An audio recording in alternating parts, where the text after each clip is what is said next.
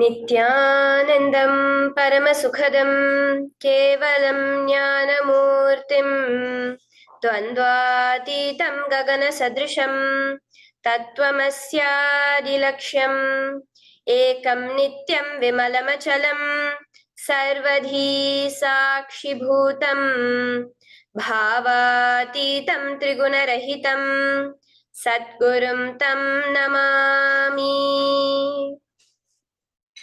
Welcome to Nityananda Yoga, where we transcend the limits of conventional practice and dive deep into the source of our being, drawing from the original source of yoga itself. Today, we are embarking on a journey of a simple 308 asanas, the Dvitiya Vinyasa Krama. But it's not just about contorting the body or mastering complex postures. It is about connecting in oneness with the cosmos. Your body will be like wax, moldable and pliable. Today, as we embark on this journey, shed the notion of limitations. Forget the boundaries imposed by your bone and flesh. Instead, recognize yourself as the very source material of the cosmos, the consciousness from where we all come from. With each movement, you will not just be stretching muscles, you will be reaching into the depths of your consciousness. Visualize yourself as a sculptor, crafting your form with intention and precision. Want to grow 4 inches taller by the end of this session? Believe it, for your body is a wax waiting to be molded as per your intention. There is only one enemy towards this that we have built within each one of us, that is the parasites of negativity. Every muscle you have built in the moment of anger, of anxiety, of pain, of incompletion becomes the boundary of your consciousness. Today, we embark on a journey to detoxify ourselves, make us experience our original nature as divine.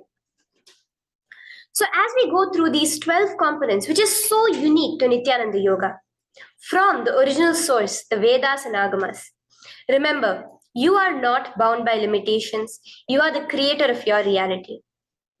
Embrace your true nature. Let us sculpt our beings into an epitome of strength, flexibility, and bliss.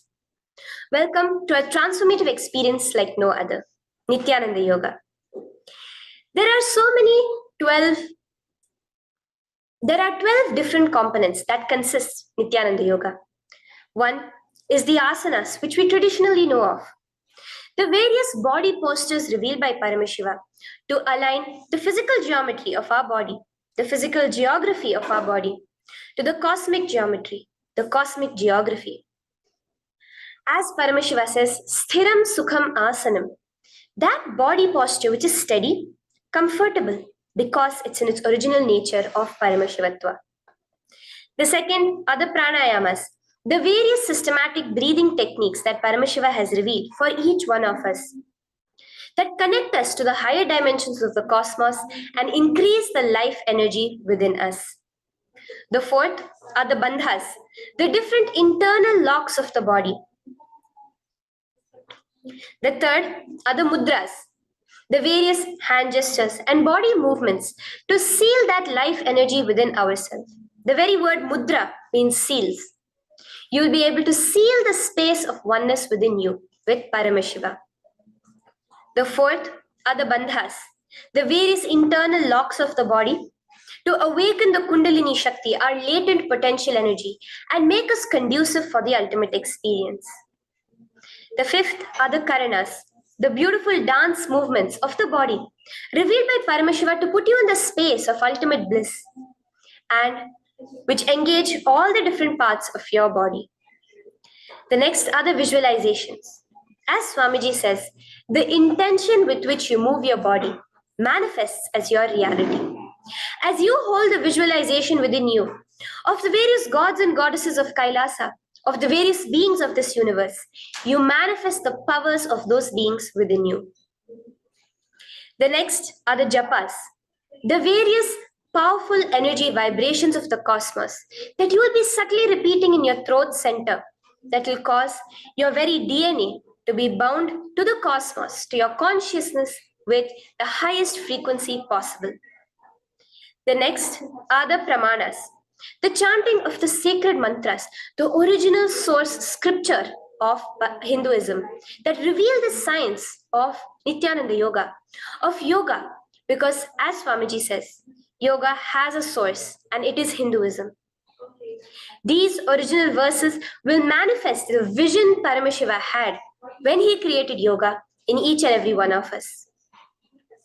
There are weights, which is an optional component, helps us to enhance our experience of Nityananda Yoga as revealed from the source scriptures of Hinduism. The next are the mandalas, the cosmic geometrical representation. The Shri Chakra, the Shri Yantra, which is the direct geometrical representation of the cosmos. When you keep that in front of you and gaze at it throughout your Nityananda Yoga, your body will fluidly just align itself to the cosmos. We have the Abharana, the Rudraksha, which we keep on our body, which acts as an energy battery, sucking in, storing the energy that we produce during this Nityananda Yoga and releasing it to us throughout the day to fuel our entire day with consciousness. The last but not the least are the Aushadas, the various sacred herbs that you can apply to which can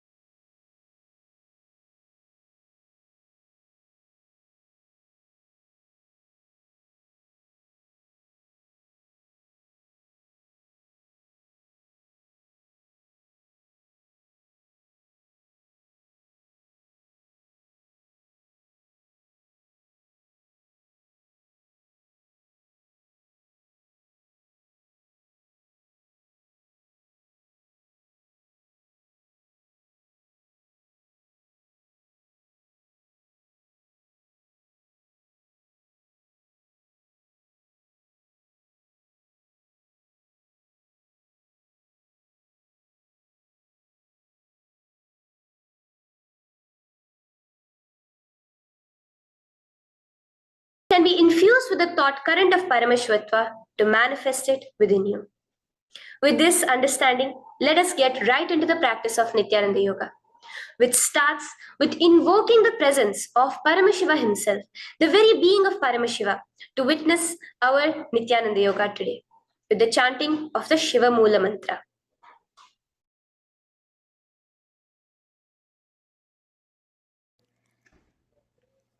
Let us now chant the Shiva Moola Mantra 11 times internally. Om Ham Hom Shivaya Namaha. Om Ham Hom Shivaya Namaha. Om Ham Hom Shivaya Namaha. Om Ham Hom Shivaya Namaha. Om Ham Hom Shivaya Namaha. Om Ham Hom Shivaya Namaha. Om Ham Hom Shivaya Namaha. Om Ham Hom Shivaya Namaha. Om Ham Hom Shivaya Namaha. Om Ham Hom Shivaya Namaha. Om Ham Hom Shivaya Namaha. The next step of this ritual of yoga, as Swamiji reveals, yoga is a ritual, a methodology to connect yourself with the divine. As every ritual in Hinduism goes, we cleanse the three elements of our body, of the world, and of the ultimate with the Tattvachamanam.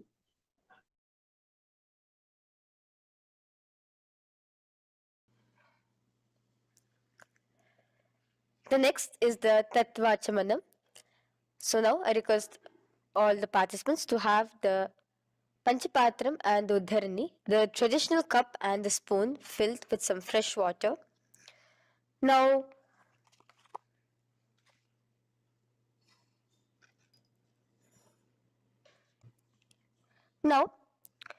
keeping your right hand in the shape of a cow's ear, the Gokarna Mudra, pour an Uddharani of water from the Panchapatram and chanting each of the following mantras internally, drink the water that flows through the base of the palm. Om Atmatattvam Shodayami Svadha. Om Vidyatattvam Shodayami Svadha. Om Shivatattvam Shodayami Svadha. Wash your right hand with water from the Panchapatram. Now, chanting the following mantra internally, wipe the upper and lower lips twice using the base of the right hand thumb, moving the hand from right to the left of the lips. Om Ham Hridayaya Namaha. Wash your right hand with water from the Panchapatram. Now, with the tips of right hand index, middle and ring finger, touch above the upper lips and below the lower lips. Wash your right hand with water from the Panchapatram. Now, with the tips of right hand index finger and thumb joined together, touch your right nostril, left nostril. With the tips of right hand ring finger and thumb joined together, touch your right eye, right ear, left ear. Wash your right hand with water from the Panchapatram. Now, with the base of the right hand thumb and little finger, touch the navel, right chest, left chest. With the right hand, fingertips together, touch the top of the head, right shoulder, left shoulder, and your heart center. With that, we have the Sankalpa. The Sankalpa, the manifestation of our conscious intention. What is it today each one of us want to manifest through Nityananda Yoga? Hold that in your inner space. Through this conscious intention, which directly happens with the blessings, with the grace of the Supreme Pontiff of Hinduism, Bhagavan Sri Nityananda Paramashivam, you will just see your intention manifesting as reality.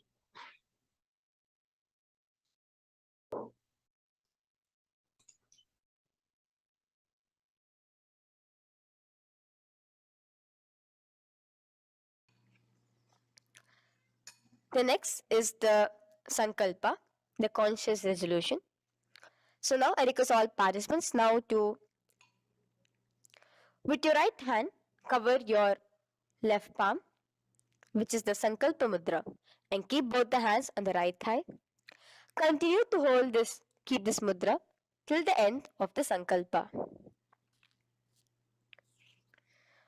Om Mamopata Samasta Duritakshayaद्वारा Bhagavat Shri Nityananda Paramashiva Prityartham Shri Nityanandeshwari Paramashiva Shakti Sameta Shri Nityanandeshwara Paramashiva Prityartham Cha शुभे शोभने मुहूर्ते अद्य ब्रह्मणः द्वितीय पराध्ये श्री श्वेतवराह कल्पे वैवस्वतमन्वन्तरे अष्टाविंशतितमे नित्ययुगे प्रथमे पादे जम्बूद्वीपे भारतवर्षे भरतखण्डे मेरोः दक्षिणे पार्श्वे शखाब्दे अस्मिन् वर्तमाने व्यवहारिके प्रभवादीनां षष्ट्याः संवत्सराणां मध्ये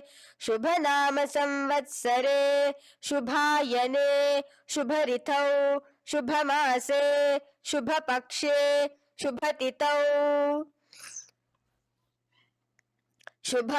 शुभवासरयुक्तायां शुभनक्षत्र शुभयोग शुभकरण एवं गुणविशेषण विशिष्टायाम् अस्यां शुभदितौ श्री कैलासोन्नत द्वादशान्त श्यामला पीठारूढ श्री मीनाक्षी सुंदरेश्वरा भिन्न स्वरूप परशिवपुत्र रत्न कुमार गुरुमन्यतुल्यावतार श्री पार्वती स्तन्यपान लब्ध दिव्य ज्ञान विश्रुत सकल निगमागम सारभूत द्राविड वेद प्रवक्त्रे श्रीमत् परम शिव करुणा समधिगत मुक्तामय चतुरश्रयान गीयमान छत्र चामर श्री चिन्ह काहलादि समस्त बिरदावल्यलंकृत ज्ञान विज्ञान चक्रवर्ती सर्वजन संग सद्यो निर्वाण दीक्षा वयापवर्ग वर्ष विश्रान जीमूत परमत कलभ केसरी शैव सिद्धांत स्थापनाचार्य श्री राजाधिराज पांड्य महाराज गुरु क्षपन शाक्यादि महांधकार निवारण ज्ञान भानु वीक्षणा नरहार ध्वजोच्छेदन पूर्वक श्रीमद वृषभध्वज स्थापक शैव समय कर्त्रे सर्वज्ञ पीठारूढ़ श्री जगद्गुरु श्री ज्ञान संबंध देशिक स्वामी वागीश सुंदर माणिक्य वाचक स्वामी नाम अवतार भूत श्री ज्ञान संबंध स्वामी पुनरुद्धृत श्यामला पीत सर्वज्ञ पीत तृणवद्युत्तर द्विशततम गुरु महासन्निधान अरुणगिरि योगीश्वर परंपरागत अरुणाचल सर्वज्ञ पीठ गुरु महासन्निधान कैलास परंपरागत कांची कैलास सर्वज्ञ पीठ त्रयष्टुत्तर द्विशततम गुरु महासन्निधान नित्योत्सव नित्य मंगल नित्य कल्याण नित्य रजित कैलास परंपरागत आदि कैलास नित्यानंद पीठ महासंस्थान महासिंहासन पीठ कर्त्रे साक्षात् श्री परम शिव समुद्भूत कैलास परंपरागत वैवस्व स्वतमन इक्ष्वाकु हरिश्चंद्र भगीरथ श्रीरामचंद्र सूरसेन इत्यादि अनवच्छिन्न सार्वभौम चक्रवर्ती परंपरागत चतुष्षष्टि योगिनी मंदिता चतुष्षष्टि संप्रदाय प्रवर्तक मनुधर्म शासन सूर्यवंश प्राप्त सर्वज्ञ पीत सुरांगी साम्राज्य मूधाभिषिक्त चूदामने साक्षात् श्री परम शिव समुद्भूत कपिल महागुरु पुनरुद्धृत महानिर्वाणि पीत अष्टोत्तर सहस्र श्री महामंडलेश्वर साक्षात् श्री परम Shiv समुद्भूत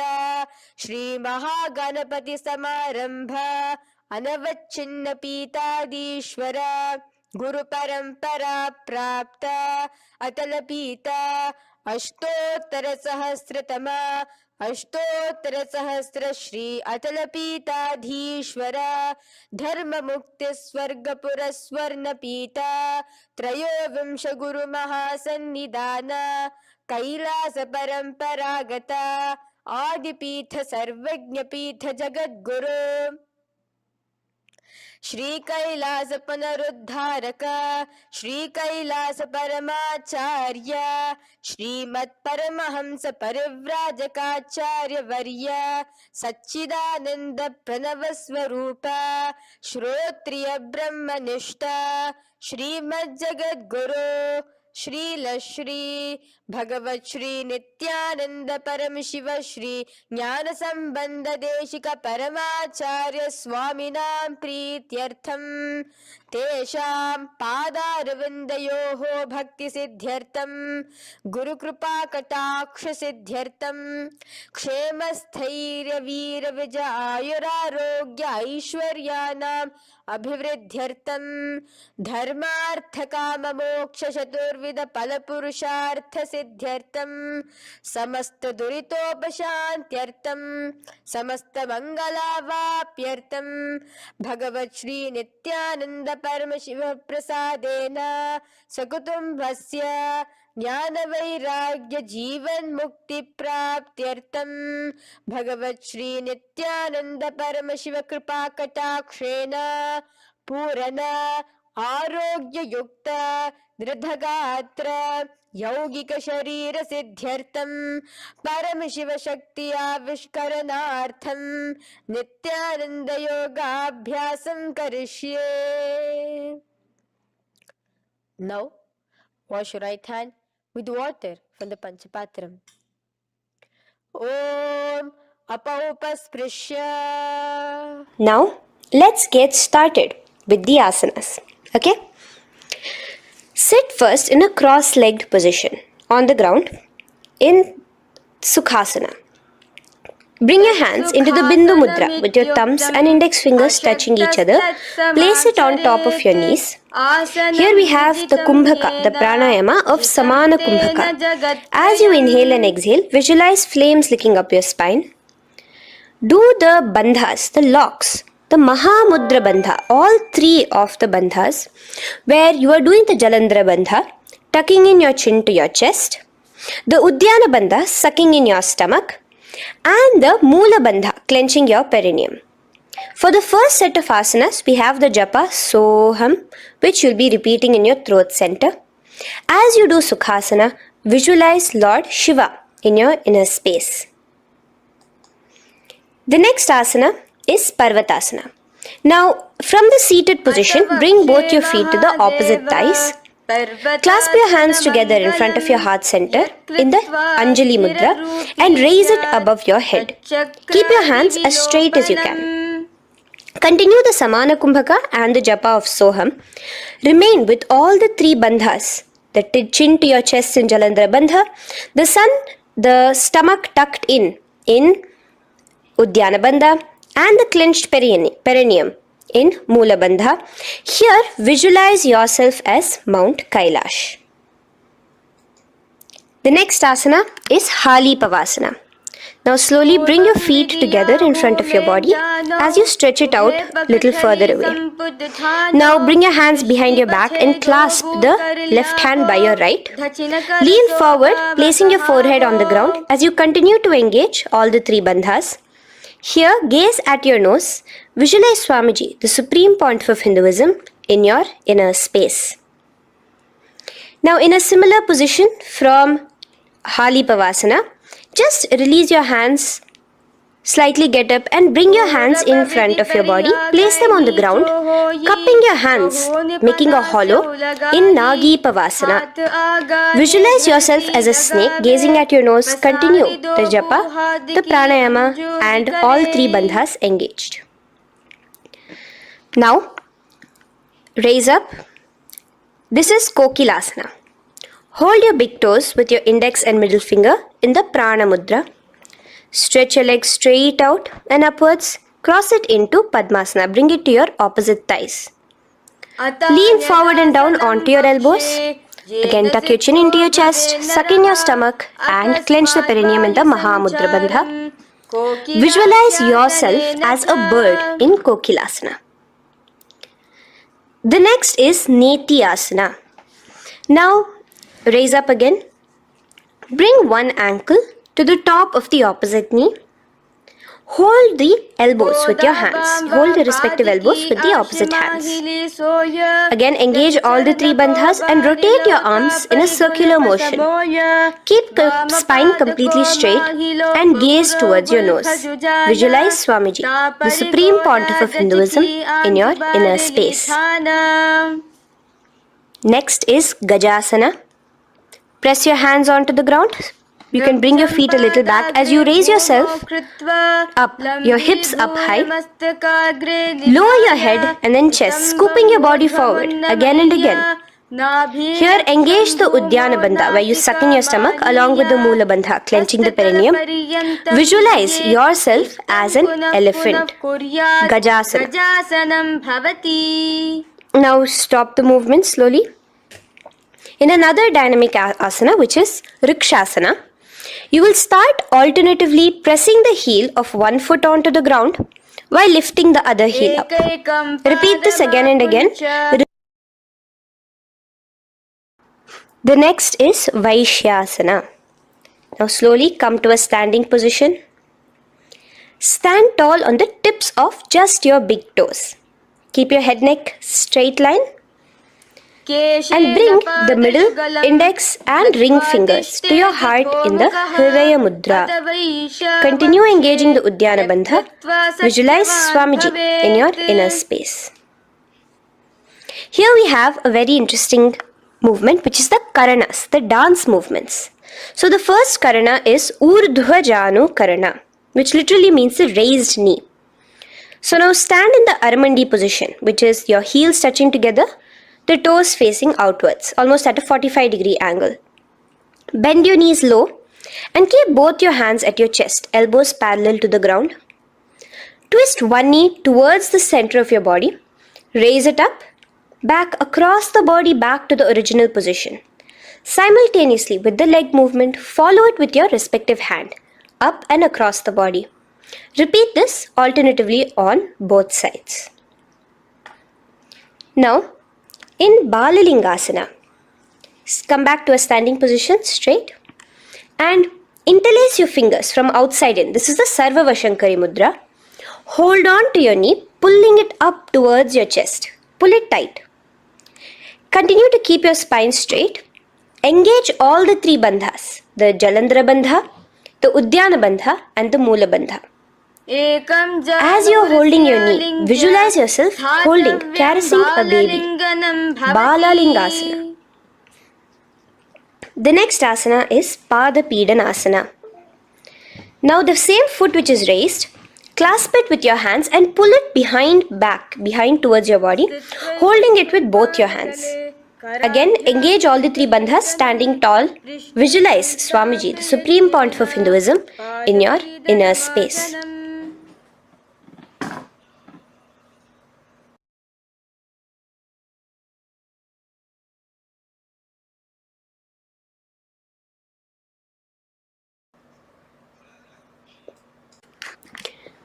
From here, let's enter into Natarajasana.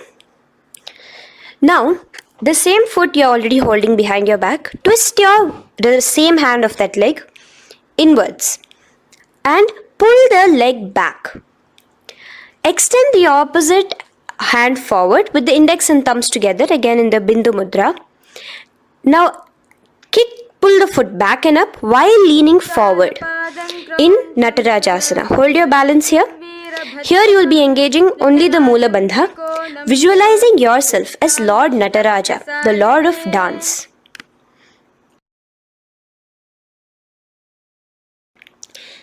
Now again let's repeat Balalingasana on the other side with the other leg. Pull it up towards your chest with the hands in the Sarva Vashankari Mudra. Engage all the three bandhas as you visualize yourself holding and caressing a baby. Now pull your foot back into Pada Pidanasana on the other side. Remain with all the three bandhas engaged. Visualize Swamiji in your inner space. And lean forward. Now, hands stretched in the Bindu Mudra into Natarajasana. Balance there as you visualize yourself as Lord Nataraja. Now, come back to a standing position. Release your leg. Gain your balance. As we enter into the Ardharechita Karana. Now again bring yourself to the Aramandi position. Heels together, toes pointed outwards and knees bent. Now from this position, bring your right foot onto the tips of the toes behind the left heel. The heel should be up. Bring your left hand towards your chest, parallel to the ground again, and extend the right arm out and wide like a pendulum. Bring it back towards your chest. Now while your arm is swinging, remember to move your fingers one by one inwards towards the palm and then outwards. Now place the right hand over the nose. Uncross your ankles. Let's do this on the other side also. Cross the left ankle behind and stretch the left hand out like a pendulum.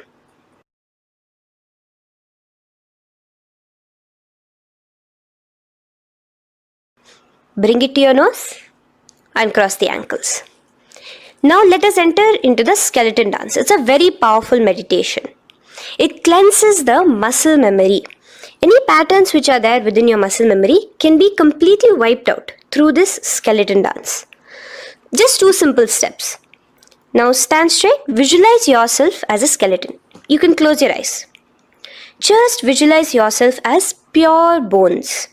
There are no muscles, no veins, no nerves, tissues, organs, nothing. Just bones, a skeleton form. And shake your body intensely. As a skeleton, you are moving yourself wildly, intensely. Just shake it all out. Move your hands, move your legs, your head. Let there be no bone in your body untouched. Just move it. Move wildly, shake. Literally feel yourself throwing all the patterns out of your system with the intensity of your shaking.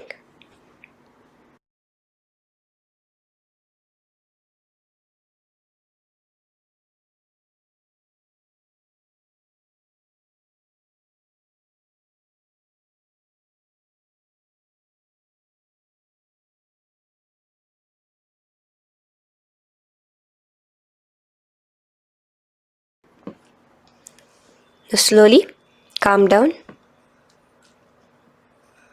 Take a few steps, gain your breath back. That's a powerful meditation we did. Let us do the next Karana. Again, come back to a standing position. Do the Aramandi. Your toes outwards, knees bent with your feet together. Now here, raise your hands above your head. Keep your palms completely straight and cross the wrists with the palms facing forward and the back of the hands outward. Now from the crossed wrists, uncross the wrists, spreading your arms out wide while you turn your hip towards the side. Turn by the waist sideways. Bring your hands back over the head and turn on the other side. Repeat this on the other side. Do it again. Let's twist out. Come back to the middle and twist out again. This is the Kati Chinakarana. Now stand tall. Raise your hands above your head. Bring yourself to the top of the tip of your toes. Let your hands face each other parallel to the ears. You're tall, pushing yourself, stretching yourself. Again, engage all the three bandhas. Tucking in your chin to the chest, sucking in your stomach and clenching your perineum. Visualize yourself as a palm tree. We have the japa changing over here, where you will be repeating Shivoham in your throat center. Tadasana. Now, as we enter into Uttanasana, relax and lean forward, bringing your hands on by the ground next to your feet. Keep your palms flat on the ground. Try your best. Engage all the three bandhas. Remain with all the three bandhas engaged as you visualize Swamiji, the Supreme Pontiff of Hinduism himself, in your inner space. Now jump your feet back into Tarakshvasana, coming to a plank position. Keep your hands shoulder width apart. Be steady there. Tuck in your chin to your chest in the Jalandhara Bandha as well as engaging the Moola Bandha. Now rotate your head while in the Jalandhara Bandha from shoulder to shoulder, side to side. This is Tarakshvasana. Visualize Swamiji, the Supreme Pontiff of Hinduism, in your inner space. Yes. Now lay flat onto the ground in Bhujangasana. Lower your entire body down. Now point your toes backwards. Keep your hands by the side of your chest and push yourself off the ground. Remember to use the strength of your lower back to hold yourself up. Open your mouth wide. Inhale through the hollow of your throat and exhale through your nose. This is the Bhujangani Mudra. In Bhujangasana, you will visualize yourself as a cobra. Now come back into a plank position. So you can tuck in your toes and come back into a plank position. In Shashasana, alternate bringing one knee towards your chest, back and forth. So you'll bring one knee front, push it back and bring the other knee. Repeat this again and again. Do the Sahaja Kumbhaka. Simple breathing in, breathing out. Engage the Moola Bandha, clenching your perineum. Visualize Swamiji, the Supreme Pontiff of Hinduism. Okay. Now place your legs back into the plank position as we enter into Rathasana. Again, bring one foot between your hands and alternate jumping one foot back and bringing the other foot forward simultaneously. Again and again. Continue the Sahaja Kumbhaka and the Moola Bandha engaged as you visualize yourself as a chariot, a Ratha, in Rathasana. Now, into Veerabhadrasana. Remain one leg in between your hands. So as you jump, one leg comes between your hands. Stop in that position. One leg stretched back.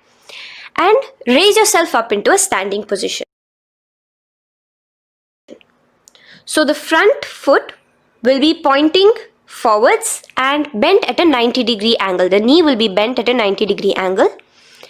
The other leg, which is extended back, the foot will be pointed sideways at a 45-degree angle. Now raise your palms, hands up, parallel beside your ears. Do the Uddiyana Bandha along with the Moola Bandha, pulling in your stomach in. Gaze towards your third eye as you visualize yourself as Lord Veerabhadra.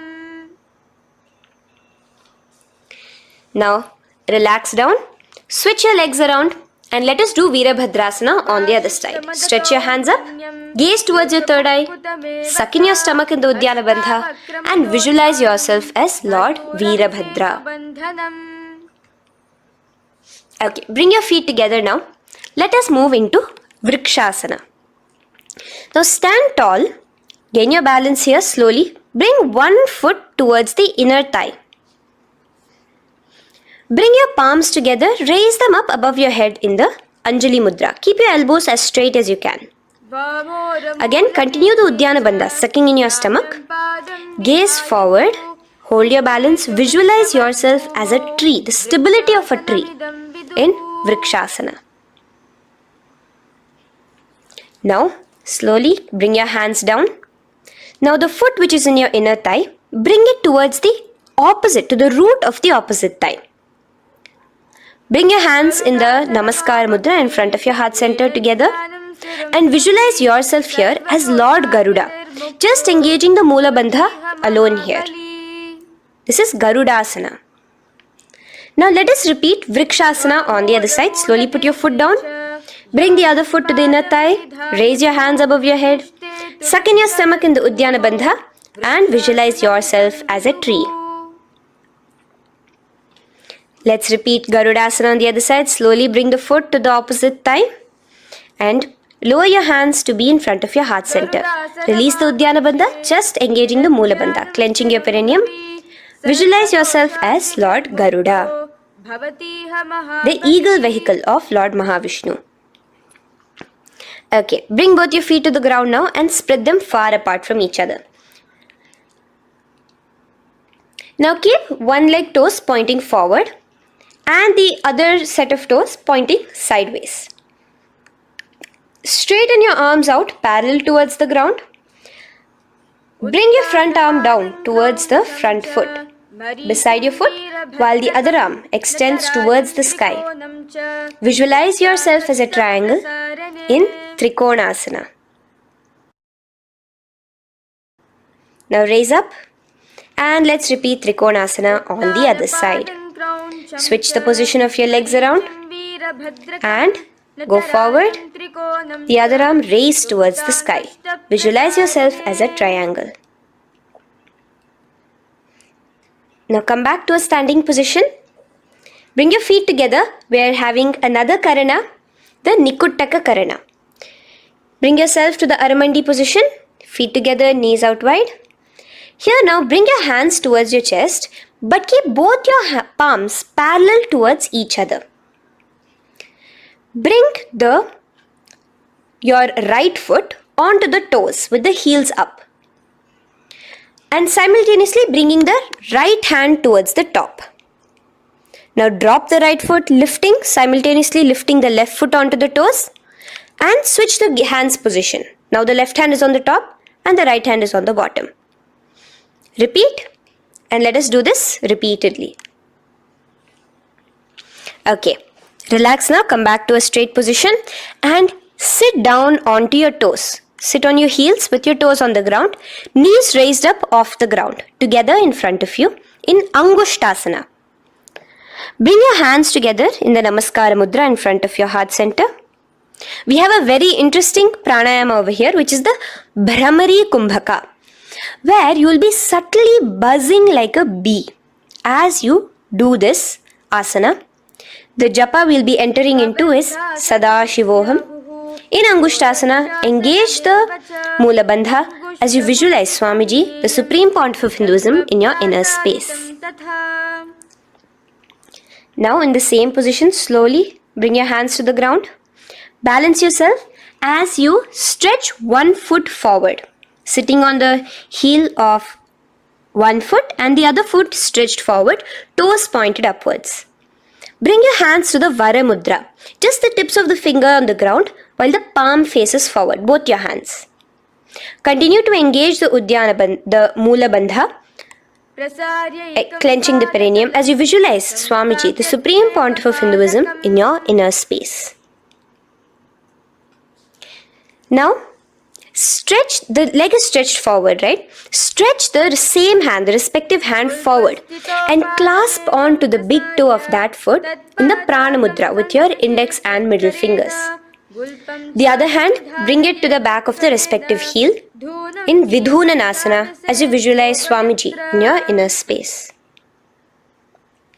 Okay, bring your 2 feet back together as we repeat Saurasana on the other side. Stretch your left leg forward now.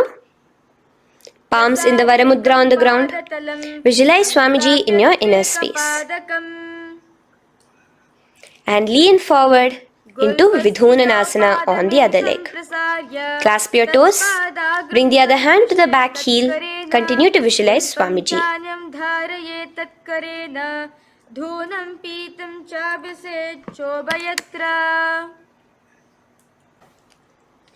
Now bring your 2 feet back together as you continue to sit on the heels, getting a nice toe workout here. Balance on your toes, bring your knees together in front of you. Now place your palms on top of the respective knees with the hands facing upwards, the palms facing upwards. Leave a slight gap between your palms and knees. As you gaze forward, engage the Jalandhara Bandha, tucking in your chin to your chest, and look between the gap between your hands. Brahma Jurankushasana. The next is Kapilasana. Now spread your knees wide and place them onto the ground. Keep your hands on the respective knees. Pull your stomach in and up in the Uddiyana Bandha. Gaze towards your nose as you visualize yourself as Maha Kapila Muni, the first man that ever started thinking. In the same position, just release that Uddiyana Bandha. Release the lock of the stomach, but continue to clench your perineum in Mula Bandha. As you switch your gaze to your third eye. So from your nose, switch your gaze to the third eye. Visualize Swamiji, the Supreme Pontiff of Hinduism, in your inner space. Bhadra Gorakshasana. Next is Suryasana. Now, your toes are tucked. Just lift your knees off the ground, wide apart. Bring your hands together in the Padma Mudra with the little fingers and thumbs joined together. Engage the Uddiyana Bandha, suck in your stomach and raise your hands up tall above your head. Slightly lean back as you look towards the gap between your hands. Visualize Lord Surya in your inner space. Now relax, slowly bring your hands to the ground. Sit on top of your heels, the toes flat. Here, keep your hands on top of your knees and lift your tongue up against the roof of your mouth in the Manduki Mudra. Do the Sahaja Kumbhaka, simple breathing in and out. Engage the Mula Bandha, clenching your perineum. With the Japa Sadashivoham, repeating in your inner space, here you will visualize yourself as a frog in Mandukasana. Your tongue pressed against the upper palate. Is your frog-like tongue catching the nectar of immortality dripping from your Sahasrara Chakra? Gaze towards your third eye in Mandukasana. Now from here itself, moving into Uttana Mandukasana. Just bring your hands to the opposite shoulders, remaining in the same seated position. Continue with the Uddiyana Bandha engaged, gazing at your third eye. The Manduki Mudra, tongue pressed against the top of your palate, visualizing yourself as a frog in Uttana Mandukasana. Slowly bring your hands out from behind your back. Now slightly raise up and cross your ankles behind you. Sit on top of your crossed ankles. Keep your knees wide and your fingers spread on the top of your knees, both your hands. Open your mouth wide and stick out your tongue, exhaling forcefully. Gaze at the tip of your nose. Repeat this several times because you're visualizing yourself as a lion in Simhasana. The next asana is Bhadrasana. Now you can release yourself and uncross your ankles. Just keep your toes crossed behind you. Again, sit on top of your heels, keeping your knees wide apart. Cross your hands behind your back, hold on to the big toes in the Prana Mudra with your index and middle fingers. Apply the Jalandhara Bandha, tuck in your chin to your chest along with the Mula Bandha, sucking in your perineum. As you gaze towards your nose, here, resume the Bhramari Kumbhaka, buzzing like a bee subtly in your inner space as you visualize Swamiji, the Supreme Pontiff of Hinduism, in your inner space. Now, bring your hands out from behind you. As you bring yourself to a squatting position. Keep your feet flat onto the ground as close together as possible, but your knees opened wide. Bring your body in between your knees, your torso in between your knees, and take your arms in and around your knees towards the back, clasping your fingers, interlacing your fingers behind you in the Parashu Mudra. Gaze towards your nose. Visualize yourself as a crow in Kakabhusandhiya Asana. The next asana is Kani Pavasana. Unclasp your hands and place them flat onto the floor. Keep them shoulder width apart for good balance. Now, slowly bring your knees to the back of your arms, above the elbows. Lean your chin forward and down. Keep your gaze steady as you lift your feet off the ground. In Kanipavasana, visualize Swamiji, the Supreme Pontiff of Hinduism, in your inner space. Now in the same position, slowly lower your head to the ground and stretch your legs up high, forming a tripod between your two hands and your head in Kapali Asana. Gaze at your nose, continue the Brahmari Kumbhaka, continue engaging the Mula Bandha and the Japa of Sadashivoham. Visualize Swamiji in your inner space. The next asana is Parshva Mayurasana. Slowly bring your feet down. Yes, relax. And now squat on your toes with your knees together and twist your body. Place both the hands to one side of your knees. Now bring one of your elbows to the knee and the other of your elbows towards the hip. Lean onto your arms, balance, extending your legs out to the side.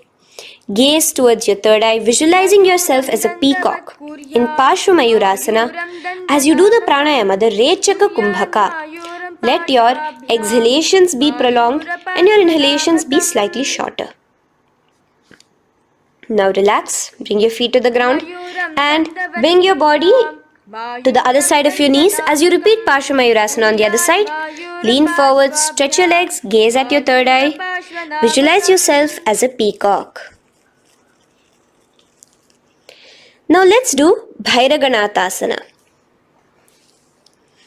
Now come again to a plank position. Place your hands down, stretch your legs back and bring one foot around your shoulder to be placed in between both your palms. Gaze at your third eye. Just engage the Mula Bandha, clenching your perineum. Here, this is Bhairaganathasana. Visualize yourself as Lord Kala Bhairava. Slowly bring your foot out and bring the other foot in between your palms, remaining in the plank position. Continue to visualize yourself as Lord Kala Bhairava in Bhairaganathasana on the other side. The next asana is Unmukha Pithasana. Now from the same plank position, bring your forearms onto the ground. Be steady as you walk your feet closer towards yourself, forming like a slight mountain. In Unmukha Pithasana, gaze at your third eye. Continue the Rechaka Kumbhaka. Visualize Swamiji in your inner space. The next asana is Vashishthasana. Now, just raise yourself onto one of your hands. So, release your forearms off the ground and raise yourself onto your right arm. And keep your body completely parallel to the ground as you raise your left arm straight above your head. Visualize yourself as Rishi Vashishta as you do the Vashishthasana. Gaze towards the hand on the top. Now slowly bring that hand down. As you switch the hands, bringing your right hand up towards the sky. Balance there, completely straight on your toes. As you visualize yourself as Rishi Vashishta, the Guru of Bhagavan Sri Rama. Now, bring your feet forward into Anjaneyasana. So here you will be sitting on your hips with your legs pointed forward. And sit on top of your hands. So keep your palms facing upwards and sit on both your palms as you tuck your elbows into your body. Do the Rechaka Kumbhaka, continue the Rechaka Kumbhaka. Engage the Jalandhara Bandha, tucking in your chin to your chest, gaze at your nose, visualize yourself as Lord Hanuman in Anjaneyasana. Now, slowly release your hands from under your body as you lean forward into Paschimottanasana. Clasp your respective toes with your index and middle finger. Lean forward and down, bring your elbows to the ground, your forehead towards your knees. Engage all the three bandhas, the Mahamudra Bandha, as you visualize Swamiji, the Supreme Pontiff of Hinduism in your inner space, with a new japa, Mahasadashivoham, starting here.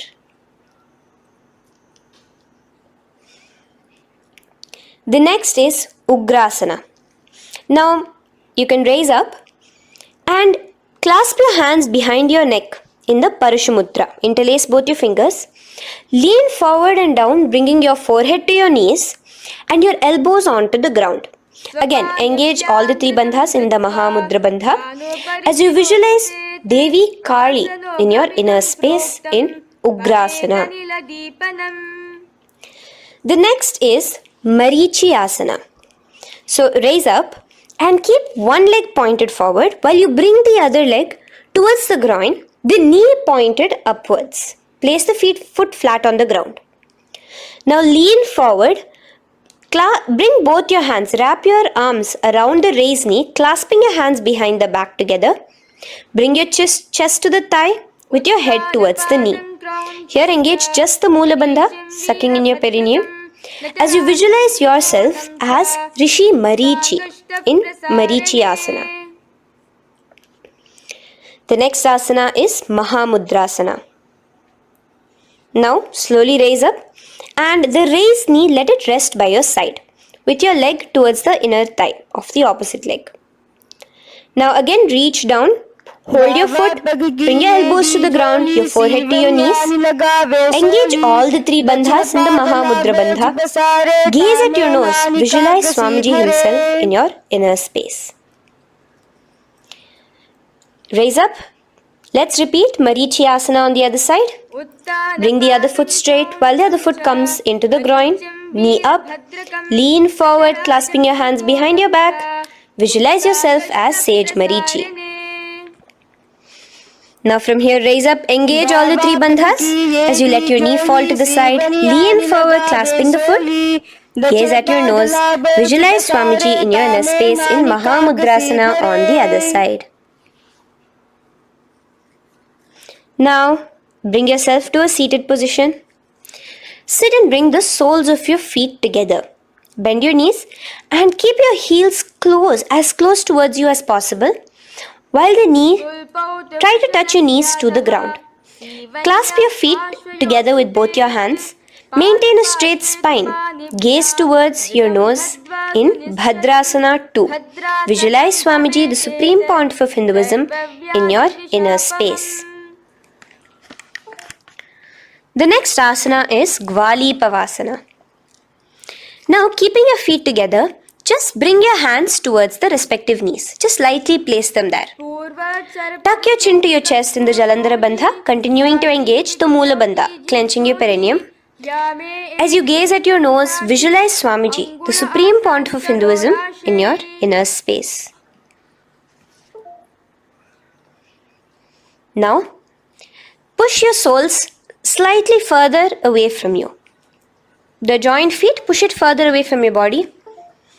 And lean forward, keeping both your hands, the fingers inside of the feet. Hold the soles of your feet. Lean forward and down. Bring your forehead to the ground. Gaze at your nose. Visualize the Yoni Mandala in your inner space. In Joni Asana. The next is Midiki Pavasana. Raise up. Stretch your arms out wide beside your body as you lean forward, your arms going over your knees. Bring your forehead to your feet. Continue to gaze at your nose. Visualize Swamiji, the Supreme Pontiff of Hinduism, in your inner space. Now, in Siddha Samadhi Asana, raise yourself up. Now, put your forearms underneath the calves of the respective legs. Let your palms face up towards the sky as you bring your head down to your feet. Gaze at your nose as you visualize Lord Surya in your inner space in Siddha Samadhi Asana.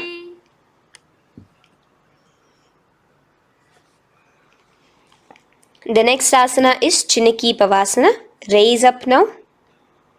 Bring both your feet together in front of you. Bring your feet back close to your body. Now place your hands underneath both the feet and pull your feet open like a book facing towards the sky. Both your feet. Press your elbows onto your thighs near the knees and gaze towards your nose, visualizing Swamiji in your inner space in Chinaki Pavasana. Giving yourself a nice stretch.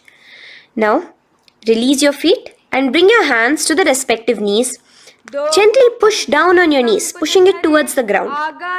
Suck in your stomach in the Uddiyana Bandha. Gaze at your third eye, visualizing Swamiji in your inner space. This is Charapata Chokasana. The next asana is Bhairavasana. Now, continuing to remain with your feet together, you can use the help of your hands to bring your toes onto the ground with your heels pointed upwards. Just push yourself and try to do it.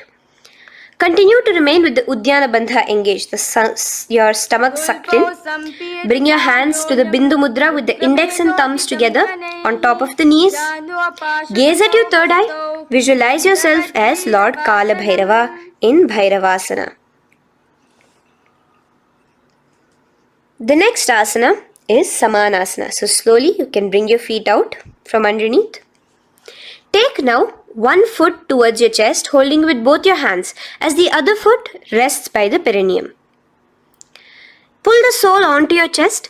Gaze at your third eye. Visualize yourself holding the breath in the Mooladhara Chakra, the Chaturdala, the 4-petal lotus of your body. Gaze at your third eye. Visualize Swamiji, the Supreme Pontiff of Hinduism, in your inner space in Samanasana. From here, let's move into Apanasana. Now, the foot that you have towards your chest, just bring it over your shoulder and place both your palms onto the ground beside you. As you lift the leg by your perineum, stretch it out and lift it up high into the sky in Apanasana. Gaze at your third eye, visualizing Swamiji in your inner space. Let's repeat Samanasana on the other side. Bring your foot down. Clasp the other foot towards your chest.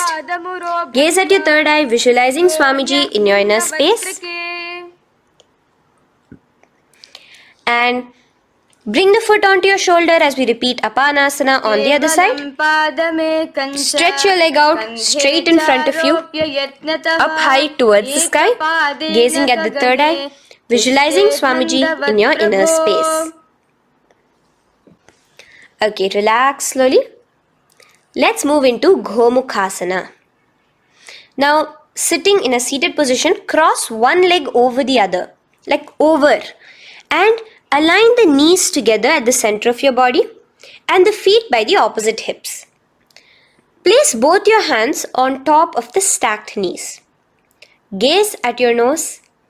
Here we have a beautiful pranayama, very cooling pranayama, which is the Sheetkari pranayama, where you will be inhaling through your clenched teeth with your tongue pressed against behind your teeth and exhaling through your nose, creating a hissing sound. The japa will be for the next sequence of asanas. Om Nityanandoham. Visualize the face of a cow in Gomukhasana.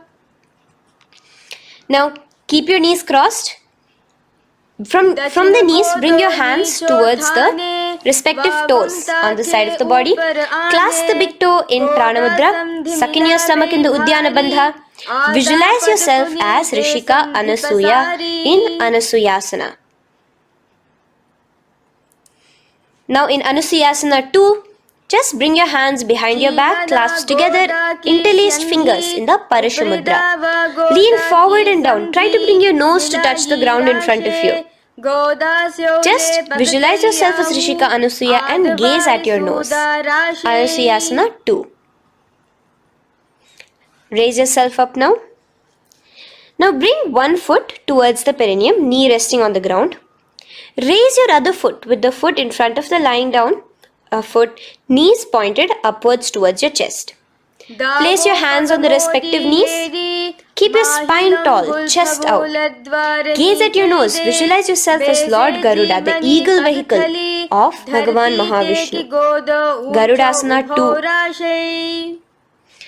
From here, moving into Naradasana. Now,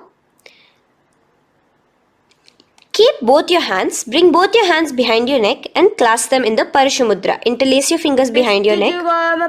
Twist outward of the raised knee. Just keep your whole body outside of the raised knee. Gaze towards your third eye, visualizing yourself as Devarishi Narada in your inner space. From Naradasana, let's enter into Matsya Pitakasana. Place one foot on the top of the opposite thigh. Wrap your respective arm across the knee, holding on to the opposite shin. Extend the opposite hand straight. Hold on to the respective toe with the index and middle fingers in Prana Mudra.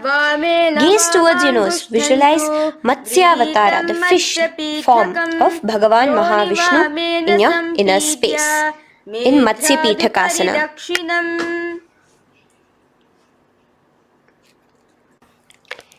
From there, let's repeat the Gomukhasana and the rest of the asanas on the other side too. So slowly you can cross your knees over to the other side in Gomukhasana. Keep your hands on the top of your knees. Gaze at your nose as you visualize the face of a cow in Gomukhasana. Continuing into Anusuyasana on the other side, bring your hands to your toes. Suck in your stomach in the Uddiyana Bandha. Gaze at your nose, visualize yourself as Rishika Anasuya. And lean forward, bringing your hands behind your back in Anusuyasana 2. Interlace your fingers in the Parashamudra. Continue to gaze at your nose, visualizing yourself as Rishika Anasuya. As you relax the Uddiyana Bandha, just clenching the Mula Bandha alone. Raise up, bring your feet together in front of you as we enter into Garudasana 2. Place your hands on the respective knees. Stay straight. Visualize yourself as Lord Garuda as you gaze towards your nose. And twist your body out of the raised knee, hands clasped in the Parashamudra behind your neck. Gaze at the third eye, visualizing yourself as Devarishi Narada. And bring the foot to the opposite thigh as we enter into Matsya Pitakasana on the other side. Clasp your toe in Prana Mudra. Gaze at your nose, visualizing Matsya Avatara, the fish avatar of Lord Vishnu in your inner space. Now let's enter into Matsyendrasana. Remaining in the same position with one foot on the opposite thigh, place the other foot on the ground on the far side of the other thigh. Twist. Bring your elbow outside the raised knee. Keep the raised arm by your neck. Turn backwards. Gaze towards your third eye, the other hand straight out. Visualize Matsyendranatha, the great Rishi and master of Hatha Yoga in your inner space. Just switch your hands around. Straighten the hand that was originally bent and bend the other hand towards your neck. As we enter into Kubhasana, visualize yourself as a camel. Continue to gaze at your third eye. Now, straighten out both your hands straight out in the same position. Continue to gaze at your third eye, visualizing Matsyendranatha, the master of Hatha Yoga in your inner space. Now slowly, take your foot off from the thigh.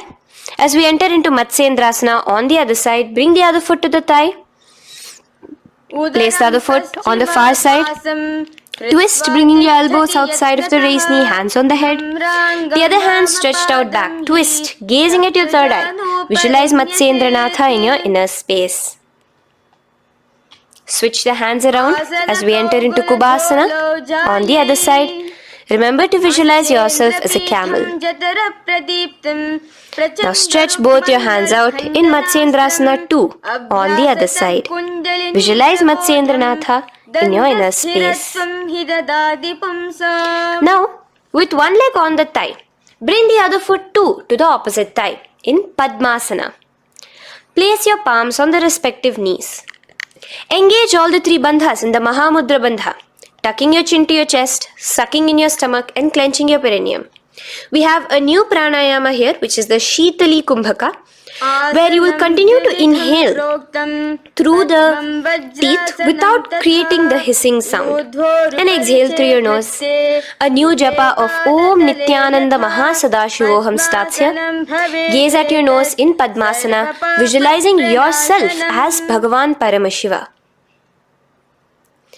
Now, keeping your legs in the same position, just cross your hands over each other, clasping onto the toes with your index and middle fingers in the Prana Mudra. Gaze at your nose, visualize yourself as Devi Parvati, the consort of Lord Paramashiva in Padmasana 2. Now, uncross your hands. Take take your hands and insert it into the gap between your thighs and your calves. Put both your hands within and pull it out on the other side. As you balance on your hands, lifting your whole body off the ground, visualize yourself as a rooster in Kukkutasana. Now relax. Take your hands out from inside your feet as we enter into Baddha Keki Asana. Place your hand onto the ground as you raise up on your knees. Place your palms on the ground, fingers pointing towards the legs. Now keep your elbows together, pressed against your navel. Slowly lean forward, balancing, and extend your knees off the ground, visualizing Swamiji in your inner space. In the same position, stretch your legs out behind you. In Mayurasana, visualize yourself as a peacock. Hold your balance. Relax now. Yes, relax flat onto the ground into Makarasana. Lay down completely flat. Keep your feet pointing outwards, far away from each other. Place your forehead on the mat. Interlace your fingers behind your neck in the Parashumudra. Just relax, visualizing yourself as a crocodile as we go back to the Sahaja Kumbhaka, the simple breathing in, breathing out. Just keep the Mula Bandha alone engaged.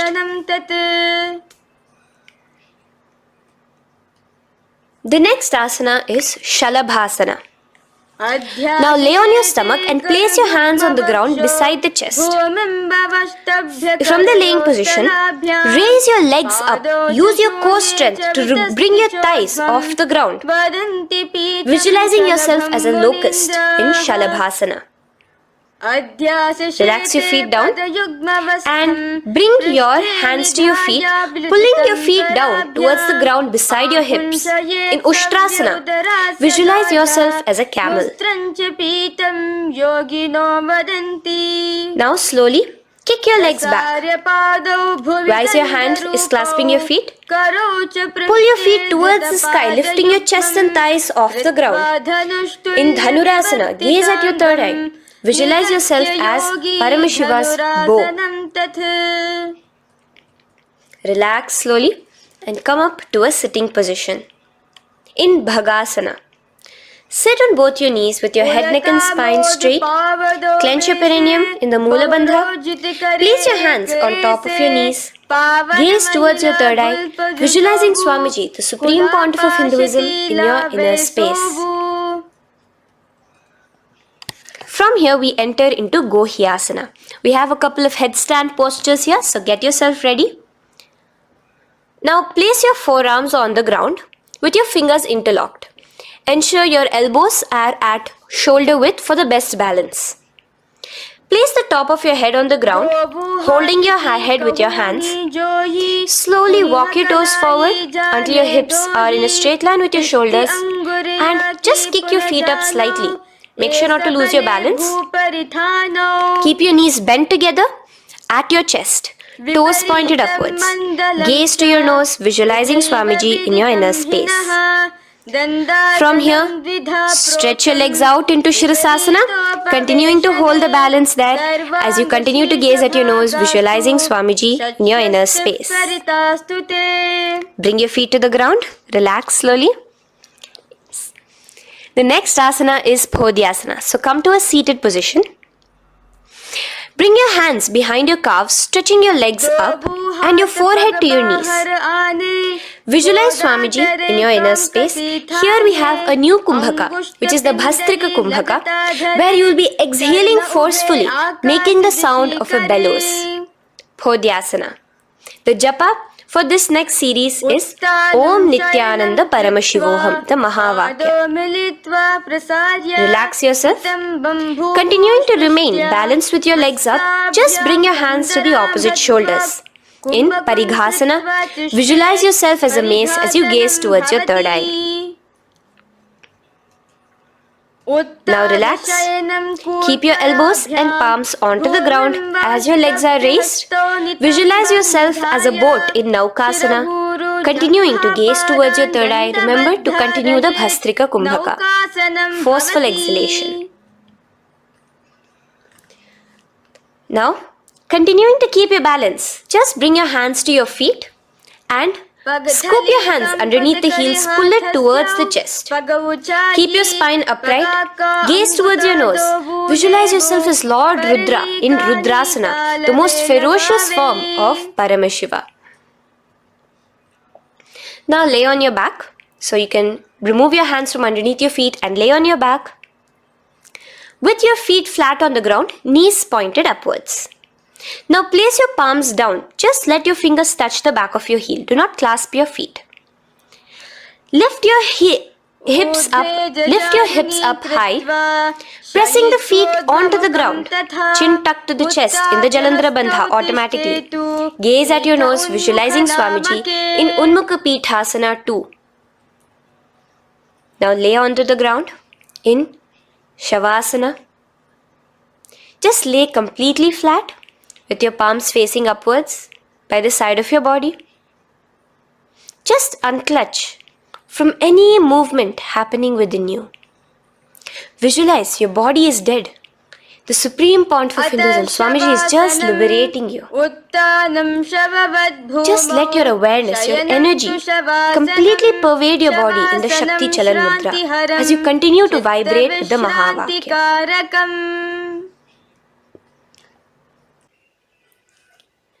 Roll over to one side and come to a seated position. Feel the life entering your body back. In a seated position, let us get continued with the sequence. We have 200 asanas more to go, starting with Yatha Sanishtasana. In Yatha Sanishtasana, sit in any posture you are completely comfortable in, bringing your hands into the Bindu Mudra with the thumbs and index touching. Start off with the Samana Kumbhaka. As you're inhaling and exhaling, feel flames licking up your spine. Clench your perineum in the Moola Bandha with the japa Om Nityananda Paramashivoham for the remaining of the sequence. Visualize Swamiji in your inner space. From here, moving into Samasana, where you bring your feet to a cross-legged position. Keep your hands on your knees with the thumbs and index touching in the Bindu Mudra. Just inhale and exhale as you visualize Swamiji in your inner space. The next is Muktasana. Press your left foot against your genital region. Place the right foot on top of your left. Keep your hands facing downwards on top of your knees. Sit straight, gazing towards your nose. Visualize yourself as a sage liberated by Swamiji himself. Now, continue to remain in the same position as we go into Siddhasana, where your gaze will be switching from the nose to your third eye. Continuing to visualize Swamiji in your inner space, ensure the Moola Bandha, the perineum, is locked. In Siddhyasana now, continuing the same position.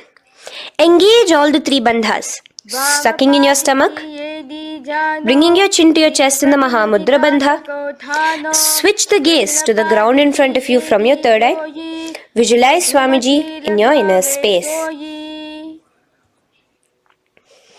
Now, relax the Uddiyana Bandha and Jalandhara Bandha. Just keep the Moola Bandha, the perineum alone clenched, as we enter Rudrasana 2, where your legs will remain in the same position, just your hands alone, from resting on your knees, will turn around to the Bindu Mudra, the thumbs and index touching. Gaze towards the third eye, visualize yourself as Lord Rudra, the fierce dimension of Paramashiva. The next is Santadhunasana. Keep your hands in the Bindu Mudra, your legs crossed in the same position. As you switch your gaze from your third eye to your nose, visualizing Swamiji, his tranquility, unshakable nature.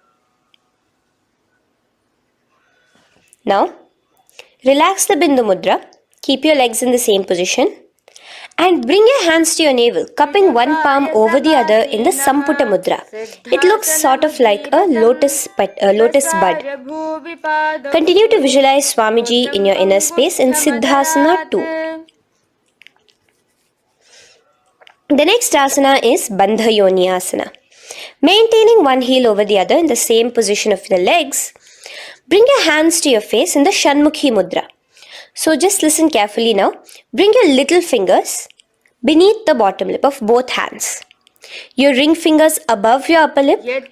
Your middle fingers closing your nose, your nostrils. Your index finger covering your eyes. And your thumbs pressed into your ears. This is Bandha Yoni Asana, visualizing Swamiji in your inner space.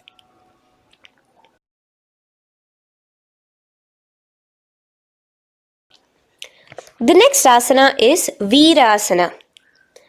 Now, you can remove your hands from your face and bring one foot onto the thigh, onto the opposite thigh, and the other foot underneath the thigh. Keep your hands in the Bindu Mudra, thumb and index fingers together on the top of your knees as you embody the space and state of bravery, Veera, in Virasana. Now, changing the leg position again as we enter into Valmikasana. Keep your left heel on the right side of the generative organ, toes under the thigh. Keep your right foot on top of the left leg, toes by the knee. Again, bring your hands into the Bindu Mudra on top of the knees. Gaze towards your third eye. Visualize Rishi Valmiki, the poet, the first poet and author of Ramayanam. The next asana is Joni Mudrasana. So you're going to remain here as you switch your gaze to your nose, visualizing the Yoni Mandala, a beautiful formation, divine cosmic geometry, representing Devi, Shakti, a symbol of the creative energy of the universe in Joni Mudrasana. In the same position, switch your gaze to your third eye, continuing to visualize the Yoni Mandala in your inner space. Now, let's move into Bhadrasana 3.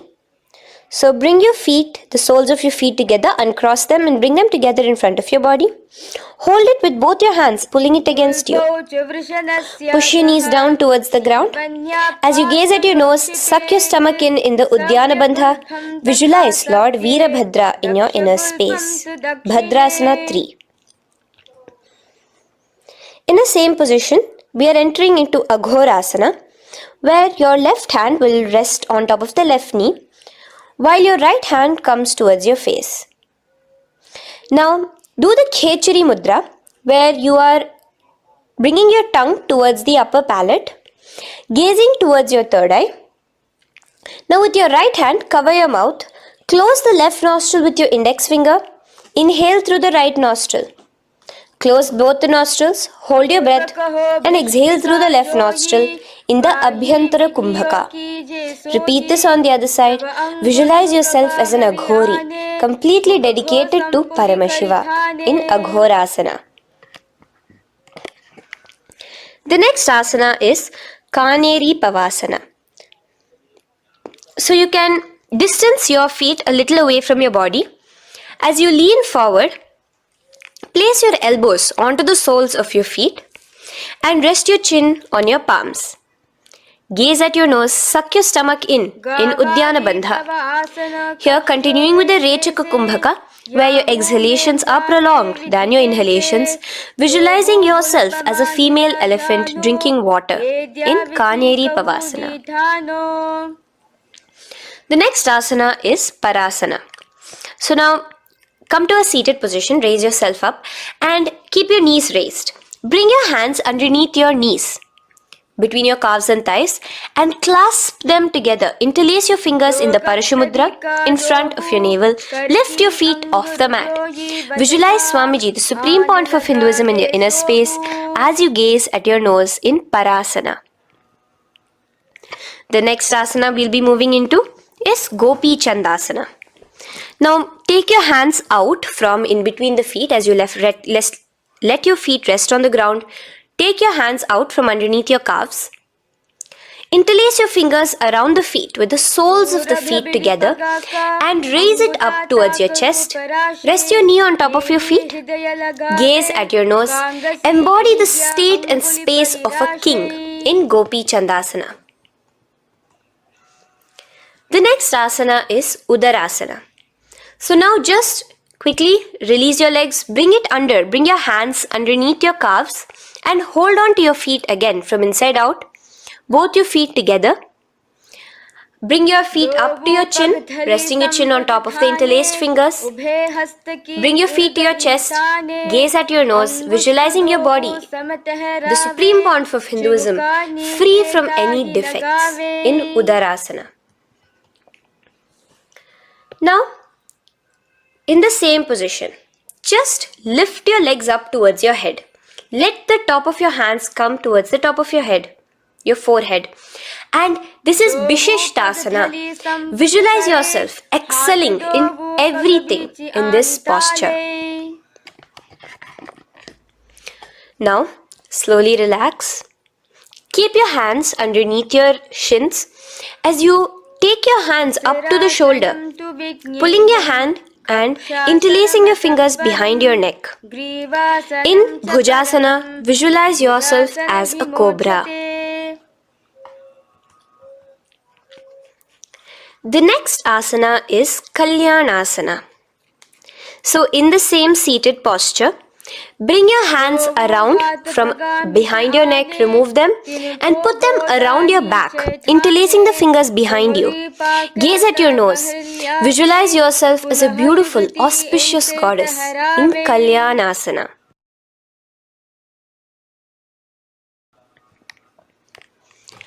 The next posture is Sankatasana. So now, uncross your hands from behind you. Release yourself completely onto the ground. Place your left knee on the mat and the left foot flat. Sit on top of your left foot, knee pointed forward. Raise your right leg on top of the left, bringing the right heel to the left hip. Place your hands on the opposite knees. Here, do the Ujjayi Pranayama. As you inhale and exhale, make the sound of an ocean. Visualize yourself as a swan, a beautiful swan in Sankatasana. The next is Dhenukasana. Just in the same position, slide your left heel to the left hip. Keep your right knee on top of the left. Place both your hands on your right thigh. Visualize a cow in your inner space as you suck your stomach in the Uddiyana Bandha, Dhenukasana. Now slowly uncross your legs as we move into Matsyendrasana. Place the right foot on the left thigh, the left foot on the right knee. Bring your left hand behind your back, hold the right thigh. Twist a little bit. Place your right hand on your left thigh. Twist your body, gaze towards your third eye, visualizing Swamiji in your inner space. The next asana, Matsyendrasana 2, just untwist your body. As you clasp the respective toes of both your feet with your hands, lean forward and down, bringing your forehead to the ground in front of your feet. Visualize Swamiji, the Supreme Pontiff of Hinduism, in your inner space. Raise up now. Keep your legs in the same position. We have the Guru Asana. Interlace your fingers together and place it over the topmost knee. Suck in your stomach in the Uddiyana Bandha, clench your perineum in the Moola Bandha, tuck your chin to your chest in the Jalandhara Bandha. As you engage all three bandhas, visualize Swamiji in your inner space. Let us now repeat Sankatasana on the other side. So, you can release your hands, your legs as you cross the other leg over. Visualizing yourself as a swan, remember to put your hands on the opposite knees. The next asana, Dhenukasana, repeating it on the other side. Slide your leg out, bring both your hands to the topmost knee. Suck your stomach in the Uddiyana Bandha. Visualize a cow in your inner space. Matsyendrasana again, repeating it on the other side. Bring your legs to the cross-leg position. Twist your body around as you gaze at your third eye, visualizing Swamiji in your inner space. Untwist as we enter into Matsyendrasana 2 on the other side. Hold on to your feet, bring your forehead to the ground, continuing to visualize Swamiji in your inner space. Slowly raise up and let us do Guru Asana on the other side. Engage all the three bandhas in the Mahamudra Bandha. Interlace your fingers, place it on top of your knee. Continue to visualize Swamiji, the Supreme Pontiff of Hinduism, as we do Guru Asana. Now, slowly uncross your feet and place them flat on the ground, knees towards the chest in Pashasana. Keep your hands holding the opposite knees, thighs together, and keep your spine completely erect. Continue the Khechari Mudra, where your tongue is pressed against the roof of your mouth. As you gaze at your third eye, visualize Swamiji in your inner space. Continue the Ujjayi Kumbhaka. As you breathe in and out, make the sound like an ocean. Now in the same position, just bring your chin towards your knees in Bodha Shokasana. Lean forward, gazing at your nose, and visualize Swamiji, the abode of bliss in your inner space. Now raise up and bring your hands, uncross your hands, bring your hands underneath your knees, clasping the opposite elbows in Kurakatasana. Gaze at your nose, visualizing Swamiji in your inner space. Now, in the same position as Kurakatasana, just cross your ankles into Sumatiyasana. Toes pointed upwards. Gaze at the nose. Visualize the great sage and Maharishi Sumati in your inner space. The next asana is Dandasana. Extend your feet out straight in front of you. Keep your arms straight above your head. Interlace the fingers from inside out. Let your wrists point outwards. Engage the Mahamudra Bandha, all the three bandhas. As you gaze at your nose in Dandasana, visualize Swamiji in your inner space. The next is Arambhasana. Now keeping your legs straight, release the Jalandhara Bandha and the Udyana Bandha, keeping your perineum clenched in Mula Bandha. Lean forward and down. Hold your big toes in the Prana Mudra with your index and middle fingers. Head to your knees. Do here the Nadi Shodhana Pranayama. Inhale through the left nostril, hold and exhale through the right. Visualize Swamiji in your inner space. The next is Bhidokasana. So slightly raise your body up and bring your hands underneath your knees, extending your knees slightly up. Keep your heels a bit apart from each other and clasp your feet. Bring your shoulders down, wrapping your hands around your legs. Gaze towards your third eye, visualizing Swamiji in your inner space. So from here, let's enter into Jalandhari Pavasana. So you can actually remain in the same position with your hands underneath your calves and just bring the soles of your feet together. You might want to bring your body closer. Place your head on top of your feet with the palms facing upwards on the ground. Gaze at your nose. Visualize Swamiji in your inner space. Now slowly bring your hands out from underneath and come to a seated position. Stretch your legs out as we enter into Urdhva Paschimottanasana. Here we have a new Kumbhaka, the Pratyahara Kumbhaka, where you will feel your breath coming from your Mooladhara Chakra up to the Brahmarandra above the Sahasrara. This is the Pratyahara Kumbhaka. In Urdhva Paschimottanasana, extend your legs out, lift one foot behind your neck and lean forward and down towards your foot, visualizing Swamiji in your inner space. Now, slowly, keeping your leg behind your neck, lay onto your back as we enter into Anantasana. Hold the foot from the top of the opposite hand. Visualize yourself as infinite, endless, eternal. Gaze at your nose in Anantasana. Just now, in the same position, roll onto your elbow of the hand holding the foot. Gaze at your nose, feeling in complete control like Swamiji in Ankushasana. Slowly remove the leg from behind your neck. Take a moment to stretch, relax. Lay on your back. Bring your knees towards your chest. Bring your hands around, encircling the thighs and the calves with your arms. Roll to the left and right in Drishasana, visualizing Swamiji in your inner space. The next asana is Urdhva Paschimottanasana. On the other side, let us repeat it. Raise up to a sitting position and bring the other foot behind your neck. Lean forward and down, clasping your foot.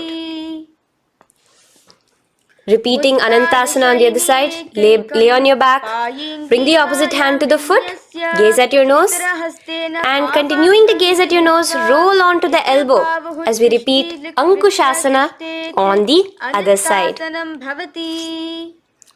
Now, you can release your foot and try to remain in the same position without removing the leg from behind your neck as you bring the other leg too to cross behind your neck with both your legs behind your head. Laying on your back, bring both your hands to clasp behind your back. Gaze to your nose, visualizing Swamiji in your inner space in Yoga Nidrasana. As we enter into Atma Ramasana, in the same position you can uncross your hands from behind your back. Bring it up, continuing to keep it underneath the legs. Just clasp it behind your neck. So you can bring your legs out from behind your neck. Just let your hands interlace behind your neck, gazing to your nose, visualizing the Atma Rama, Bhagavan Mahavishnu within you as your soul blessing you, as you gaze at your nose in Atma Ramasana. Now, you can release your hands and legs. Continue to lay on your back as we enter into Kochikasana. Bring your knees to your chest with the soles facing upwards. Extend your arms sideways as you gaze towards your third eye, visualizing Swamiji in your inner space. Now, from Kochikasana, keep your arms reached out to the sides at shoulder level. As we enter into Jatara Parivriti 1, keep one knee bent, twist it and bring it to the ground on the opposite side with the other leg extended straight. In Jatara Parivriti 2, keep both the knees bent to one side. And in Jatara Parivriti 3, keep both the legs straight to one side. Throughout this, keep your head looking in the opposite direction. And let us repeat this on the other side. You can bring your knees back to your chest. Let your legs out, go to the other side and do Jatara Parivriti 1, 2 and 3. The next asana is Dvipada Pitham. So now from Jatara Parivriti you can bring your feet down, lay on your back with your knees pointed upwards, feet flat on the ground. Extend your hands holding your ankles. And lift your hips up. Engage the Jalandhara Bandha automatically as you raise your hips up. Gaze at your nose, visualizing yourself as a bridge in Dvipada Pitham. Now in Paryankasana, so you can lay back onto the ground and place your feet flat. Bring your arms over your head, placing the hands flat near your shoulders with the fingers pointing towards the feet. Lift your entire body up and off the ground in Paryankasana as you visualize yourself as sturdy as stone furniture. Lay back down slowly as you bring your hands out. Keep your knees to your chest here and your hands on the shoulders as we enter into Svottanasana. Visualize you're laying on your back as a playful dog. Move your hips in the circular motion. Do the Sahaja Kumbhaka. Now let us enter into Viparita Karani. First, bringing your arms out from behind your shoulders. Let your arms be extended by the side of your body. Use the strength of your arms, palms flat on the ground, to push your body, your upper body, your lower body off the mat. And keep your legs straight above you, extended. Move your legs around and around in Viparita Karani. Automatically the Jalandhara Bandha is engaged. Breathing during the Jalandhara Bandha is the Murcha Kumbhaka. Visualize Swamiji in your inner space. The next is Viparita Karani 2. In the same position, just stop the rotational movement of your legs. Visualize Swamiji in your inner space. Now, as we enter into Langalasana, just let your feet from the top rest onto the ground above your head. Interlace your fingers in the Parashu Mudra behind your body. Visualize yourself as a plow in Langalasana, continuing to engage the Jalandhara Bandha. भूमिं कर्षयेत् लङ्घलासनं भवति. Now, in Shaita Paschimottanasana, bring your hands out from behind your body and hold on to the toes above your head. Keep your legs and hands completely straight. Visualize Paramashiva as Shaita Paschimottanasana is one of the 84 different asanas directly revealed by Paramashiva himself. Continue to do the Murcha Kumbhaka, inhaling and exhaling with the Jalandhara Bandha. Clasping your toes now, spread your feet wide apart from each other in Supta Konasana. Visualize Swamiji in your inner space. Bring your feet back together as we enter into Chakrasana. Clasp your ankles, keeping your legs and hands completely straight above your head. Visualize yourself as a chakra, a wheel in Chakorasana. Now slowly rest your back onto the ground. Keep your legs raised up in Supta Prasarita Padangushtasana. Clasp the respective toes in the Prana Mudra with your index and middle fingers and spread your legs out wide apart from each other. Visualizing Swamiji in your inner space, restart the Ujjayi Kumbhaka where you're inhaling and exhaling, making the sound of an ocean.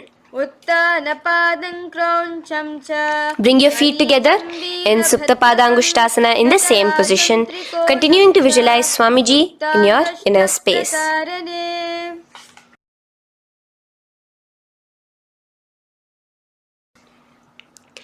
Now, release your feet and bring them into Padmasana. As you lay flat on your back in Matsyasana, hold the opposite elbows over your head, gazing at your nose. Visualize Matsya Avatara, the fish form of Bhagavan Mahavishnu.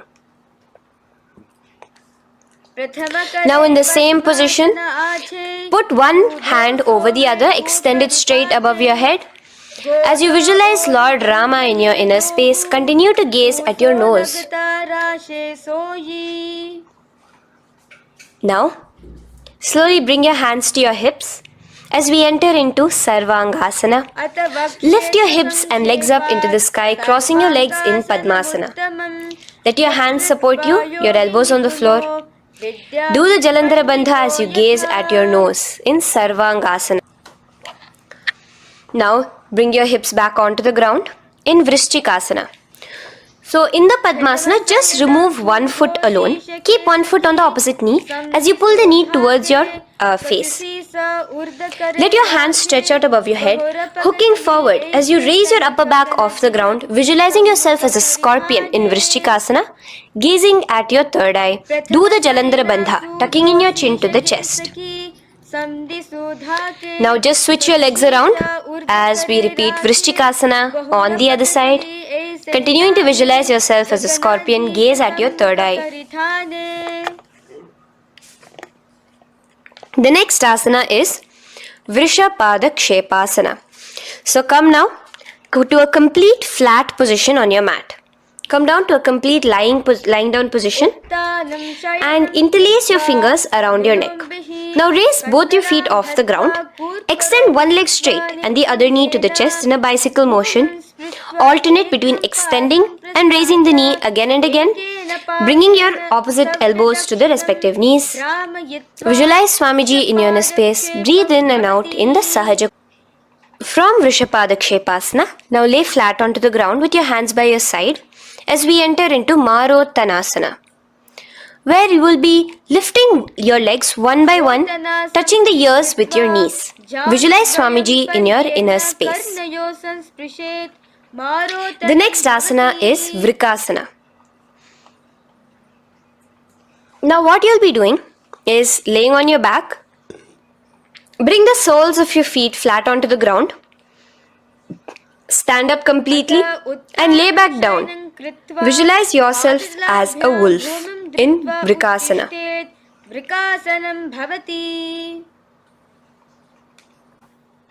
Now, come back to a seated position as we enter into Luthasana, where you are going to be quickly throwing your legs above your head as you roll over completely, finishing in a prone position. Do this a couple of times. Come forward, roll over. Come forward and roll over again. Visualize Swamiji, the Supreme Pontiff of Hinduism, in your inner space. Now, take a moment to relax. Lay on your belly with your toes extended in Sarathasana. Keep your hands onto the ground by your shoulders. Now here, contract your lips and make a sound like a flute, whistling while inhaling. Visualize yourself as a ratha, as a chariot carrying warriors into battle for dharma on your back. Now from Sarathasana, let us enter into Dehal Ullanghanasana. So place your palms on the ground and bring yourself to a plank position. Jump your leg forward and back between your arms, visualizing Swamiji in your inner space. Jump forward now. When your legs are between your hands, stand tall. Holding your toes with your hands, walk back and forth. Visualize yourself as a wise 60-year-old elephant in Jatyasana. Now come to a standing position.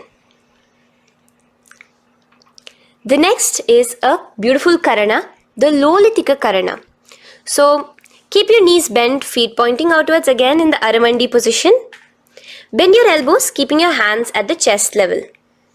Now swiftly move your arms across the body, bringing it back to the center and tilt your head back.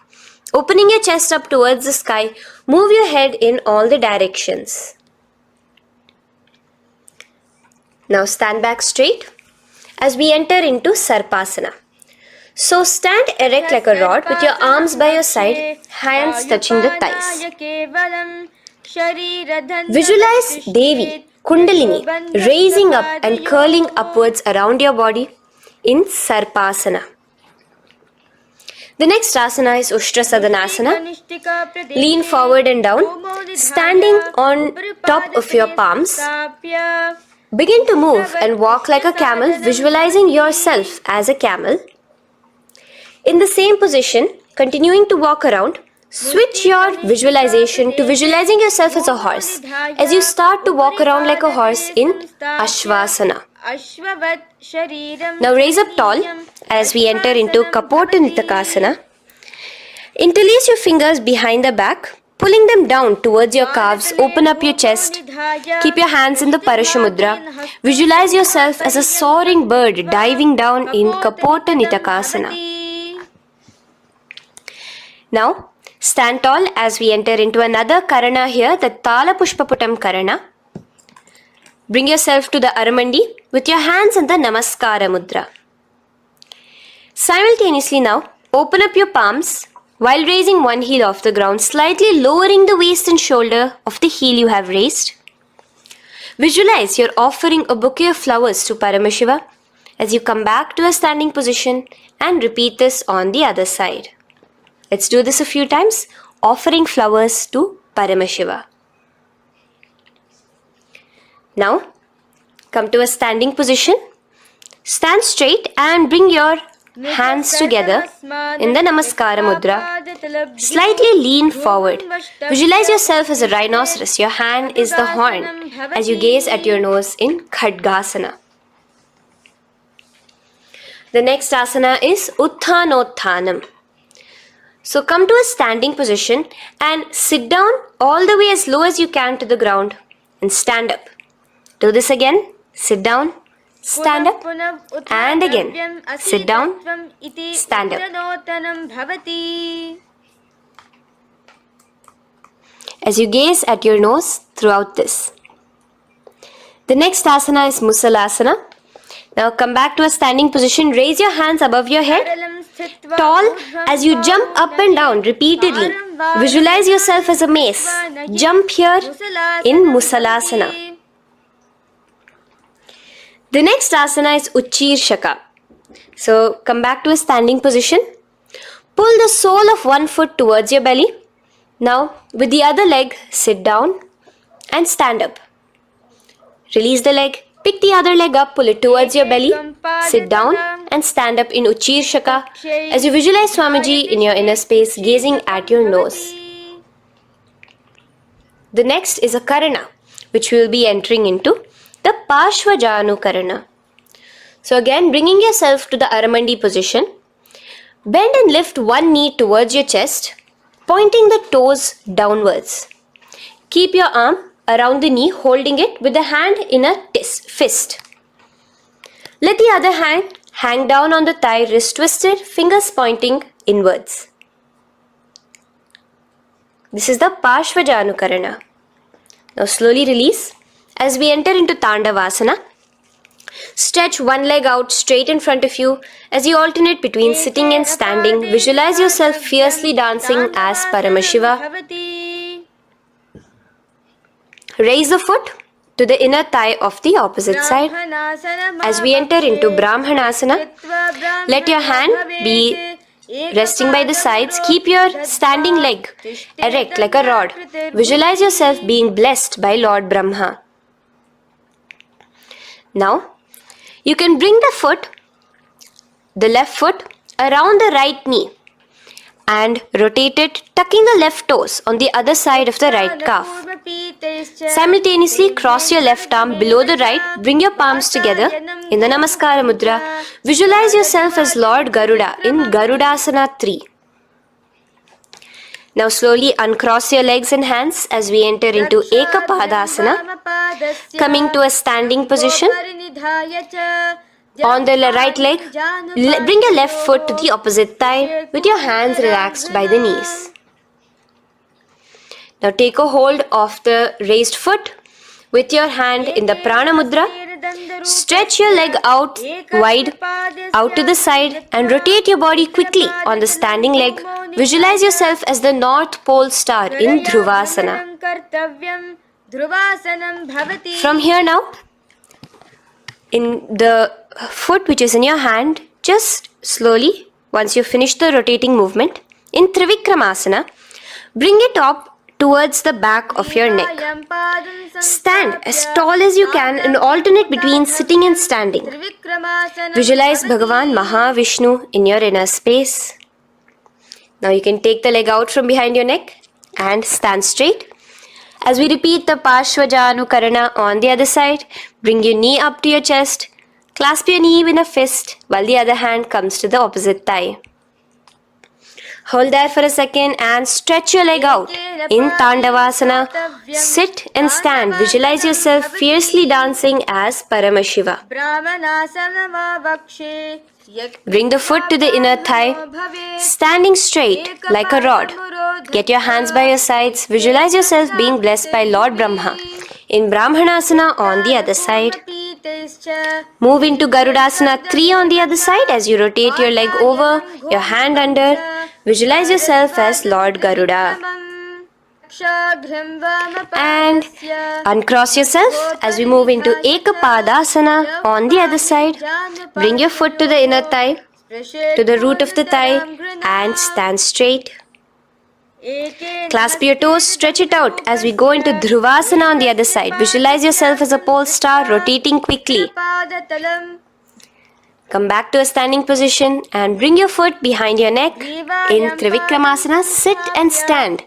Visualize Vishnu, Bhagavan Mahavishnu in your inner space.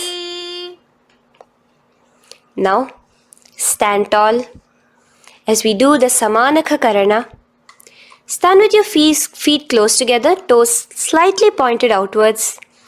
Keep both the hands to the side of the body. Take a moment to breathe in and breathe out and relax. Now, slowly relax and from the standing position, slowly bend forward, bringing both your hands underneath your knees. Now once you have squatted down fully, interlace the fingers together in the Parashamudra. Bring that interlaced fingers in front of your navel. In Ghora Kanjali Asana, Visualize the great sage Gorakhnatha, the founder of the Natha Yoga Hindu Sampradaya. As you do the Jiva Chala Kumbhaka, engage the Moola Bandha. The next asana is Kanchyasana.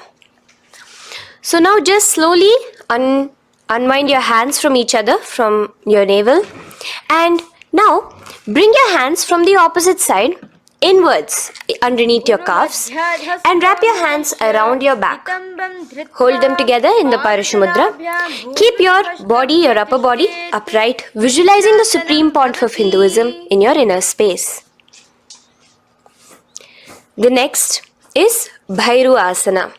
So slowly unclench your hands and bring them out from underneath your legs. Keep your feet and knees together and in a squatting position, bring your hands behind your back, clasping them together, remaining in the Parashamudra. As you gaze at your navel center, visualize Bhagavan Kala Bhairava, the Lord of Time, in your inner space. The next asana is Varahasana. Now to gain your balance, you can lightly spread your legs apart and bring your hands to the back of your behind you in the Anjali Mudra, palms together. Visualize a boar, one of the 10 incarnations, the Varaha Avatara of Mahavishnu, gazing at your nose. Now slowly relax, bring your hands out from behind you as we move into Pripithasana. With your hands in the Prana Mudra, with your index and middle fingers, clasp the respective big toes and come to a half squatting position where your hips are at your knee level.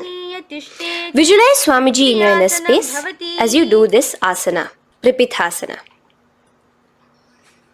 Slowly let go of your feet and place your palms flat on the ground in front of you with the fingers wide for balance.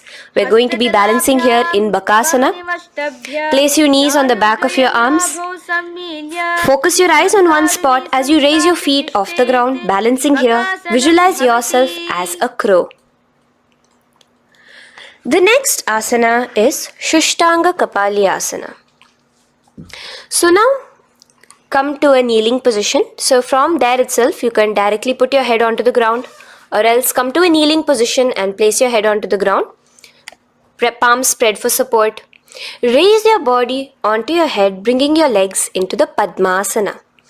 Gaze at your nose. Visualize Swamiji himself in your inner space. Come down now, uncrossing your legs as you come down. Sit onto your knees, keeping the toes flat. Now, let your heels come outside of the hips. Keep your hands on your knees in Guptasana, sit straight. Keep your gaze on your nose.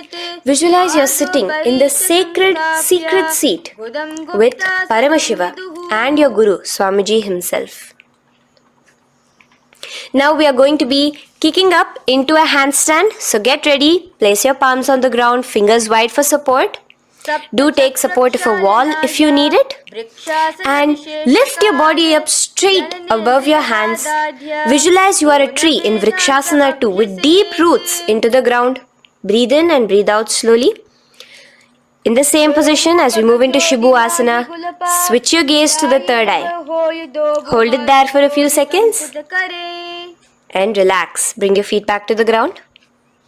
Now lay flat onto the ground in a plank position and slowly lower your body towards the ground and push yourself up again. In Matsyasana 2, go down and come up, visualizing yourself as a fish.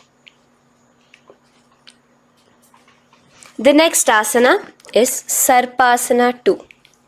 So here you're going to lay prone, completely flat now. You can lower yourself to the ground. Bring your hands to the hips. Extend your legs together and point your toes backwards. Lift your chest up and move left to right. You're moving like a snake while visualizing yourself as a snake in Sarpasana 2. Relax slowly, bringing your chest back to the ground. Now, keep your feet together, pointing backwards. As you bring your elbows onto the ground, rest your upper body on your elbows Bring your hands together in the Padma Mudra with your little fingers and thumbs together and rest your chin on your hands. Niralambanasana, where feeling yourself completely supported, knowing that Swamiji is there in your life. Now, slowly relax, place your palms on the ground beside your chest and push yourself up, your hands straight up completely. As you bend your knees, bringing your feet to touch the top of your head. Lean your neck back, touching your head with your tip of your toes. See yourself, visualize yourself as an umbrella, protecting your Guru from the sun's rays in Chhatrasana. Slowly relax, you can bring your feet down. As we move into Vajrasana, just push your body back and sit on top of your knees, with the heels flat on the ground. Now stretch your arms in front of you with the palms facing downwards. Place your forehead on the mat. Visualize you are the weapon of Indra, the Vajra, symbolizing indestructibility as you gaze at your nose. As we enter into Meshasana, raise yourself into the same Gajasana position on your hands and legs with your hips pointed upwards. And alternate striking the ground with the opposite hands. Experience yourself, visualize yourself as a powerful ram as you alternate striking the ground in Meshasana. Now stop striking the ground, bring your palms down again. As we move into Ajasana, kick your legs off the ground and lower your forehead to the mat. Let's do it again. Kick your legs off the mat. Lower your forehead to the ground. You are unborn, existing for all of eternity in Ajasana. Now, come to a seated position as we move into Dhanantara Asana. Sit on your heel with your legs together. Pull your toes underneath you. As you bring your hands top of the knees, gaze at your nose, visualize Swamiji in your inner space. Here, do the Ujjayi Pranayama, inhaling and exhaling like an ocean, Dhanantara Asana. From Dhanantara Asana, now interlace your fingers in front of you and then behind you. Stretch your arms towards all the sides, backwards, forwards. Giving a massage to the various different joints and muscles in your body. Lean forward, get up again. Continuing to visualize Swamiji in your inner space. Relax your hands and now take your respective heels and point them outwards, outside the side of your hips. Keep your hands on your knees with your thighs and knees resting on the ground, spine straight. Visualize yourself as Lord Garuda in Garudasana 4. You have Mahavishnu and Mahalakshmi on your back as you are flying. The next asana is Ananda Mandirasana. Now you can continue to remain in the same position. You can bring your feet pointing inwards. Use your hands to clasp underneath your ankle. Make sure your knees are spread out wide. Gaze at the third eye. Visualize residing in the blissful space of a temple. You are in a temple in Ananda Mandirasana. Now, as we move into Mandukasana, keep your knees wide and sit on top of your ankles. Your hands underneath your knees. Gaze to your nose. Visualize yourself as a frog. Suck in your stomach in the Uddiyana Bandha and remember to do the Manduki Mudra, your tongue, your frog-like tongue, catching the nectar dripping from the Sahasrara Chakra in Mandukasana 2. Now, as we move into Narasimhasana, tuck your toes in and sit on top of the heels. Place your palms on the ground, spread your fingers wide and spread your knees apart onto the ground too. Gaze towards your nose, stick out your tongue and exhale forcefully, visualizing the Narasimha Avatara, the form of Mahavishnu as a half lion and half man. Now just raise up, bring your hands off the ground. Here we'll be doing a new pranayama, which is the Bhishraka pranayama, as we enter into Bhishrakasana. So continue to keep your knees and feet on the floor. As you bring your hand up to your face, Make a hollow of your palms and place it over the mouth. Keep your thumbs under your teeth and close your lips. Gaze to your nose. Inhale through your left nostril, exhaling through the mouth. Gaze at your nose again. Visualize yourself as Devi, presiding over any and all minuscule fears you may have within you. Now moving back into the Ujjayi Pranayama, let us do Makadasana. So you can take your hands off your face and slowly remaining in the same position, bring it to your armpits. Bring your fingers to your armpits. Imitate as if a monkey is scratching. As you gaze to your third eye, visualize yourself as a playful monkey in Makadasana. From Makadasana, let's move into Vajra Sangharasana. So you can slowly lift your knees off the ground, just balancing on your toes, sitting on the heels. Bring your hands behind your back and clasp the opposite elbows. Gaze to your nose, embody a diamond. Visualize yourself as a diamond-like strength for yourself and your Sangha. The next asana is Khanjanasana. So now you can uncross your hands. Rest on top of the heels with your knees on the ground. Keep the toes down, ankles crossed behind. Place your palms on the mat to your side. Suck your stomach in the Uddiyana Bandha as you gaze at your nose in Khanjanasana. Now, you can uncross your ankles and just sit with your toes flat. Keep your knees wide on the floor. Rest your hands on the knees. Just relax the Uddiyana Bandha, just sucking in your perineum in the Mula Bandha. Gaze at your nose, visualize yourself as a turtle with a stable body and mind to live for hundreds of years. And without changing anything in your physical posture, just visualize yourself uniting with Swamiji himself in Yogasana. Now, raise up onto your knees, cross your ankles behind your back until the feet are coming towards the opposite knees.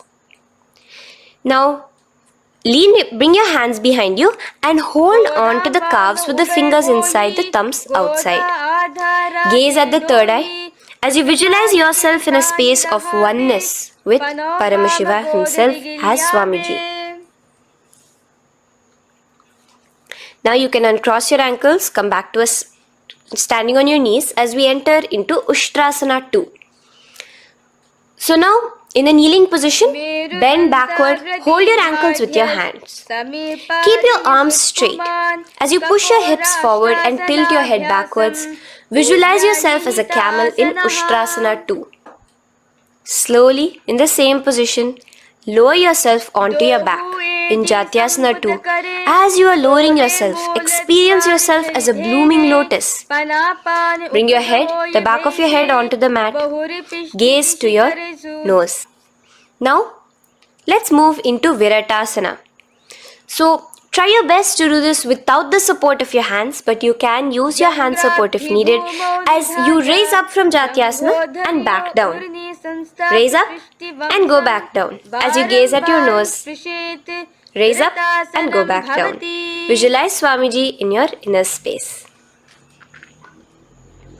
Now from Viratasana, raise your hips up higher, bringing your forearms onto the mat behind you in a short back bend posture. Hold the back of your heels in Kapotasana. Visualize yourself as a beautiful dove, a Kapota, in your inner. As we move on from Kapotasana into Varasana. So stand upright on your knees with the toes tucked. Hold your arms with the opposite hands. Gaze at your nose. This is the boon fulfilling posture. Visualize your boon becoming a reality directly from Paramashiva himself in Varasana. Now, keeping your knees together, toes tucked, just lean forward, bringing your head onto the mat. Holding your head with your hands. Visualize yourself as a boar, as the Varaha avatar of Bhagavan Mahavishnu in Varaha Asana 2. Now, just kick your legs off the ground as we enter into Mundasana. Raise yourself up into a headstand posture, visualizing yourself as a lopped tree, Gaze at your nose. Breathe in and out in the Sahaja Kumbhaka. Slowly come down now. Relax. Come to a kneeling posture. Sit on your heels. Bring your head down beside your knees. Your elbows adjacent to the knees. Your hands holding your head. Exhale through your mouth as you gaze at your nose, visualizing Swamiji in your inner space in Andhasana. Now from here, push yourself off the mat as you come lying prone on your belly. Let your arms be extended straight out, and together lift your thighs, arms and chest off the ground, stretching your body, balancing there. Visualize yourself as a locust in Viparita Shalabhasana. The next asana is Kapalasana. So slowly lower yourself back to the ground. Now, laying on your belly, bring your arms to your side, palms downwards. Keep your forehead on the ground and your chest on the mat. Only lift your legs up into the air. Only your legs are lifting up. Visualize yourself as a skull. You are a mind with purified thoughts, a strong will to attain enlightenment in Kapalasana. The next asana is Akasha Kapotasana. So now, in the same position as you are, let your arms be straight out behind you. As you kick your legs up and over your head, bring your feet slowly to the mat in front of you. Push yourself, balance there. Visualize yourself as a free and open flying dove in Akasha Kapotasana. Bring your legs back out. As you lay flat on the mat, now push yourself onto your knees. Place your forearms on the ground and your chest down such that your navel is touching your knees. Be sturdy, visualizing yourself as a sparrow in Chatakasana. The next asana is Vrishchikasana 2. So your forearms are on the ground. Now slowly raise to your toes and kick your legs off the mat. Slowly lowering your legs to your head. Visualize yourself as a scorpion as you balance in Vrishchikasana 2. Slowly release yourself, coming back to the ground. As we enter into Vrishasana, sit down on top of your right heel and let your left foot remain outside of the hip, the ankle to the side. Place your hands on the mat, visualizing yourself as a bull in Vrishasana. Now, bring both your knees underneath you, sit on both your heels. Cross your left leg over top of the right lightly and in Lolasana, push yourself off the ground. Your knees are off the ground. You're just balancing on your hand above the mat. Visualize Swamiji in your inner space. Lower down now. Bring the left foot now outside. Bring the right foot out and sit on your left heel now. As we do Vrishasana on the other side, visualize yourself as a bull.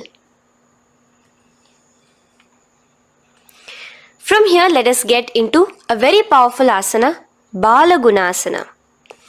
So, place your left toes on the ground, sit on the heel of your left foot. Place the right foot flat with the knees raised towards your chest. Maintain your palms on the respective knees. Be upright. Visualize Balagunahai, one of the 84 siddhas in your inner space in Balagunasana. Now come to a squatting position. Let your feet be flat as you bring your elbows under your thighs and calves, wrapping it around your shins. Hold on to your ankles from the outside in Grahasana, visualizing yourself as an entire planet. Now, you can unwrap yourself as you sit on top of the opposite heel in Balagunasana on the other side. Maintain your palms on the respective knees. Visualize Balagunahai, one of the 84 siddhas in your inner space. Now, sit upon both the toes with the heels up and knees off the mat, knees pointing forward. Now, keep your hands downwards on the respective knees. Keep your spine upright as you visualize Swamiji in your inner space in Utkatasana. The next asana is Vajra Sangharasana. Just spread your knees out wide in Utkatasana. Spread your knees out wide. Clasp the elbows behind your back. Visualize Swamiji in your inner space in Vajra Sangharasana too. The next asana is Anilasana. Now, sit with your feet hip width apart. Bring your hands under the soles of your feet from inside. Your palms facing downwards. Step onto your hands. Keep your arms straight, elbows together at the navel. Gaze to your nose. Visualize yourself able to consume and live off of air alone in Anilasana. The next is Padukasana. So from Anilasana, you can release your hands. Place the back of your hands on the mat with your fingers facing upwards. With your fingers facing towards your body, palms upwards. Step your feet on top of your hands and wrap your hands around your feet like a shoe. Walk around. Visualize you're wearing padukas, walking across the length and breadth of the world in Padukasana. Now bring your palms onto the ground. Stop moving around as we move into Kukutodana. Kick your feet up into the air and let them fall back down. Let's go up again and come down. Kick up and go down. Visualize yourself as a rooster in Kukutodana. The next is Viparita Nrityasana. So as you're kicking yourself up, you can go up into a complete handstand posture, which is Viparita Nrityasana. Do take support if needed. And move around on your two hands as if you are dancing in Viparita Nrityasana. Slowly come back down to a standing position. Lean forward and let your feet be slightly apart from each other.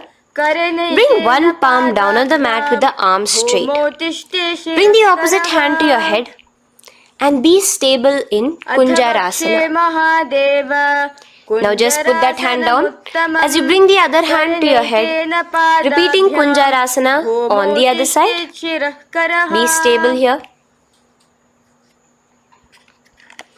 Now you can squat back down onto the ground. Keep your feet flat. Hold your respective ankles and lift your feet off the ground in Kadambasana. Visualize yourself as a Kadamba tree, a pious tree that promotes a long life.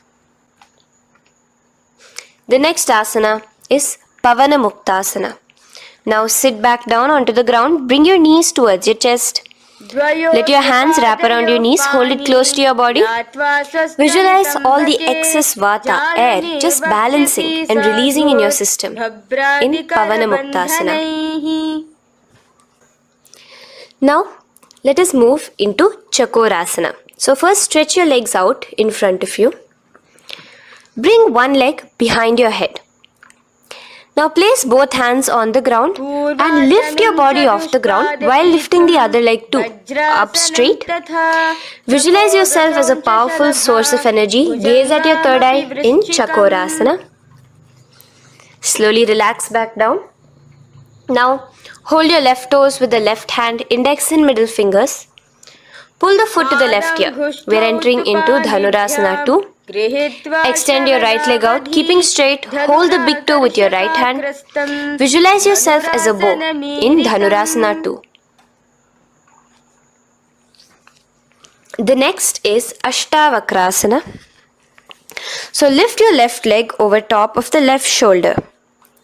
After releasing your hands, bring the right foot across and hook it on top of the left foot. Lean forward and down. Keep your palms onto the ground. Extend your legs out to the left. Lift your head up and chest. You're completely balancing only on your hands as you visualize yourself as a flying crane in Ashtavakrasana. Now slowly relax down. From here, bring your right foot to the left thigh and your left foot flat onto the ground. Knees raised up. Have your left shoulder underneath the respective leg and place your hands flat on the ground. Gaze towards your third eye. Visualize you are immortal, able to exist solely from prana alone in Pranasana. From here, moving into Parshva Matsyendrasana, place your right foot at the root of the left thigh. Then the left leg by the side of the right knee. Hold the left leg by the right hand. Twist your body out. Remain steady here, gazing at the third eye. Visualize Matsyendranatha, the great Rishi Yogi, master of Hatha Yoga, in your inner space. Now slowly unwind yourselves. As we repeat Chakorasana on the other side, lift the other leg behind your head. Place both your hands on the ground and keep your entire body off the ground straight up. Gaze at your third eye, visualizing yourself as a powerful source of energy. Now relax back onto the ground. Let's repeat Dhanurasana 2 on the other side. Clasp your respective hands with the feet. Pull one foot back, the other foot extended forward, visualizing yourself as a bow. Release your feet as you cross them over each other, over top the shoulder in Ashtavakrasana on the other side. Raise off the ground. Visualize yourself as a flying crane.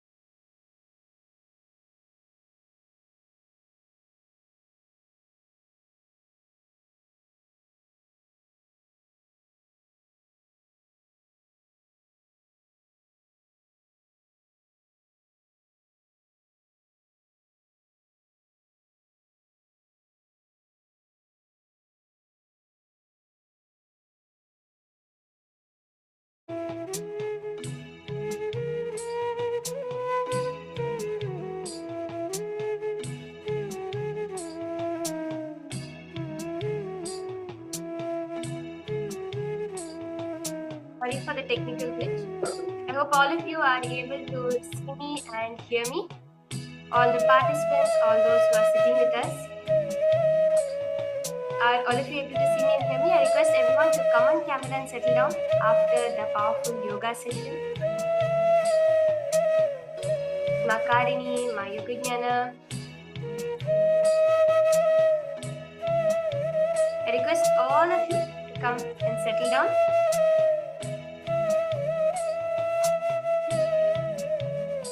Nityanandam. Majingling Hong. As the last day of this program is going on today, we are all going to be doing something very interesting. We are going to be manifesting the power of drawing Swamiji with our eyes closed. Each of you are going to be drawing Swamiji.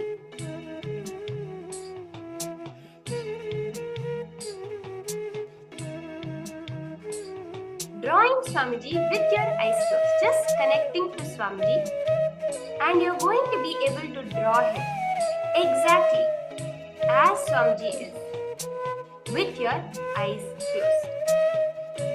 So I'm going to be showing all of you a particular picture of Swamiji which you're going to be connecting to and drawing it. So first I request all of you to please get a paper and a pen for this round of manifestation.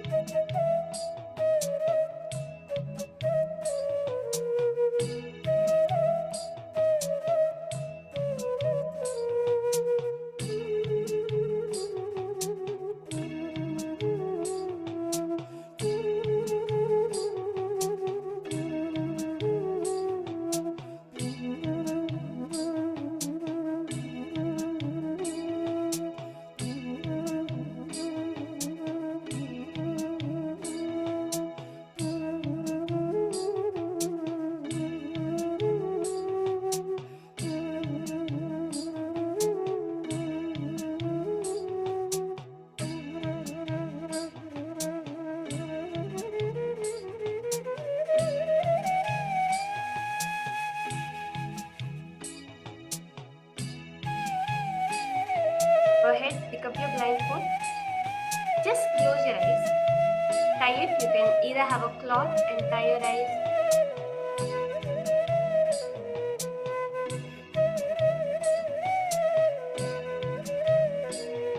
Or you can, if you have a blindfold, that would be perfect.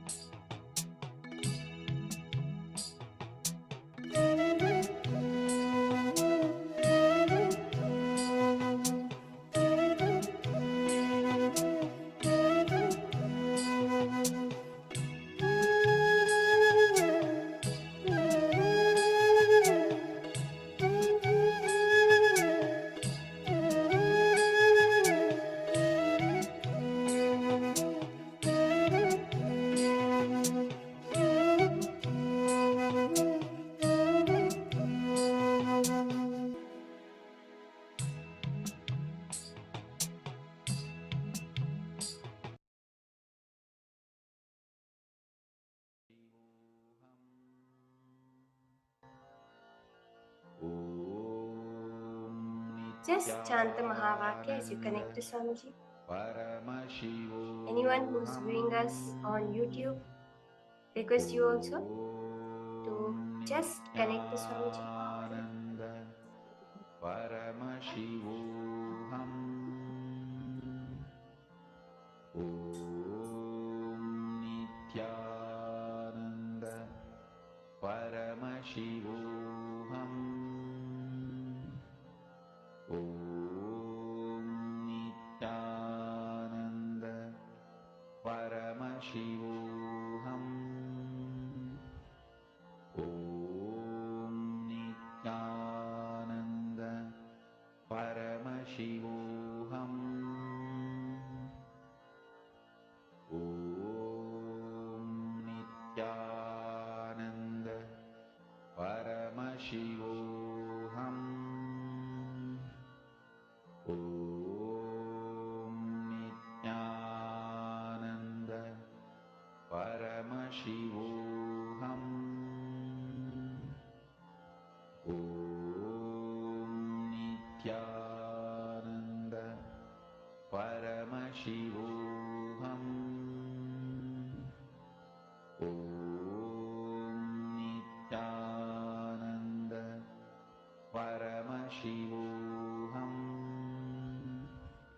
Just connect to Swamiji and chant the Mahavakya. Paramashivoham. Keep your pencil and paper ready. Om Nityananda Paramashivoham. Om Nityananda Paramashivoham. Om Nityananda Paramashivoham. Om Nityananda Paramashivoham. Om Nityananda Paramashivoham. Om Nityananda Paramashivoham. Om Nityananda Paramashivoham. Be projecting the image for you through your third eye. Just connect to Swamiji. Whatever Swamiji is showing you in your third eye, go ahead and write it down. Just write down whatever it is Swamiji reveals to you in your third eye. Start to draw. Move your pencil on the paper. Don't bother, oh, is it coming right? Am I doing this wrong? Just let Swamiji flow through you and draw exactly that image which is on screen for you right now. Remember to keep chanting the Mahavakya intensely. Nityananda Paramashivoham.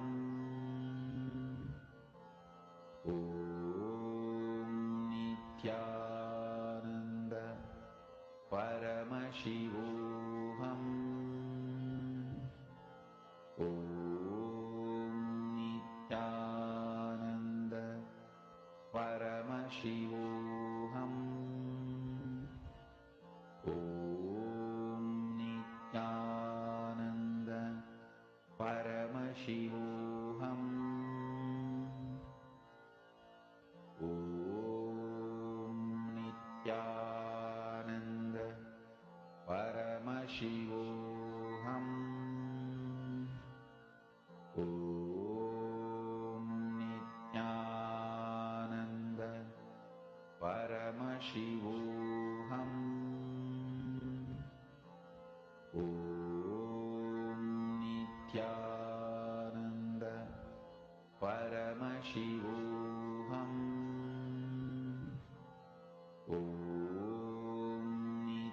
Nityananda Paramashivoham.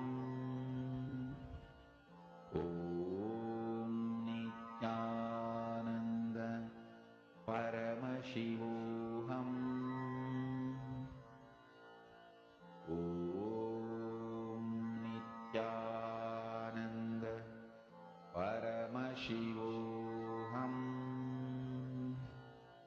Om Nityananda Paramashivoham. Om Nityananda Paramashivoham. Om Nityananda Paramashivoham. Continue to chant the Mahavakya. Just allow Swamiji to manifest through you. Remember, all manifestation is coming from Paramashiva. So as you are moving your hands, it is not your energy, it is just Swamiji's energy.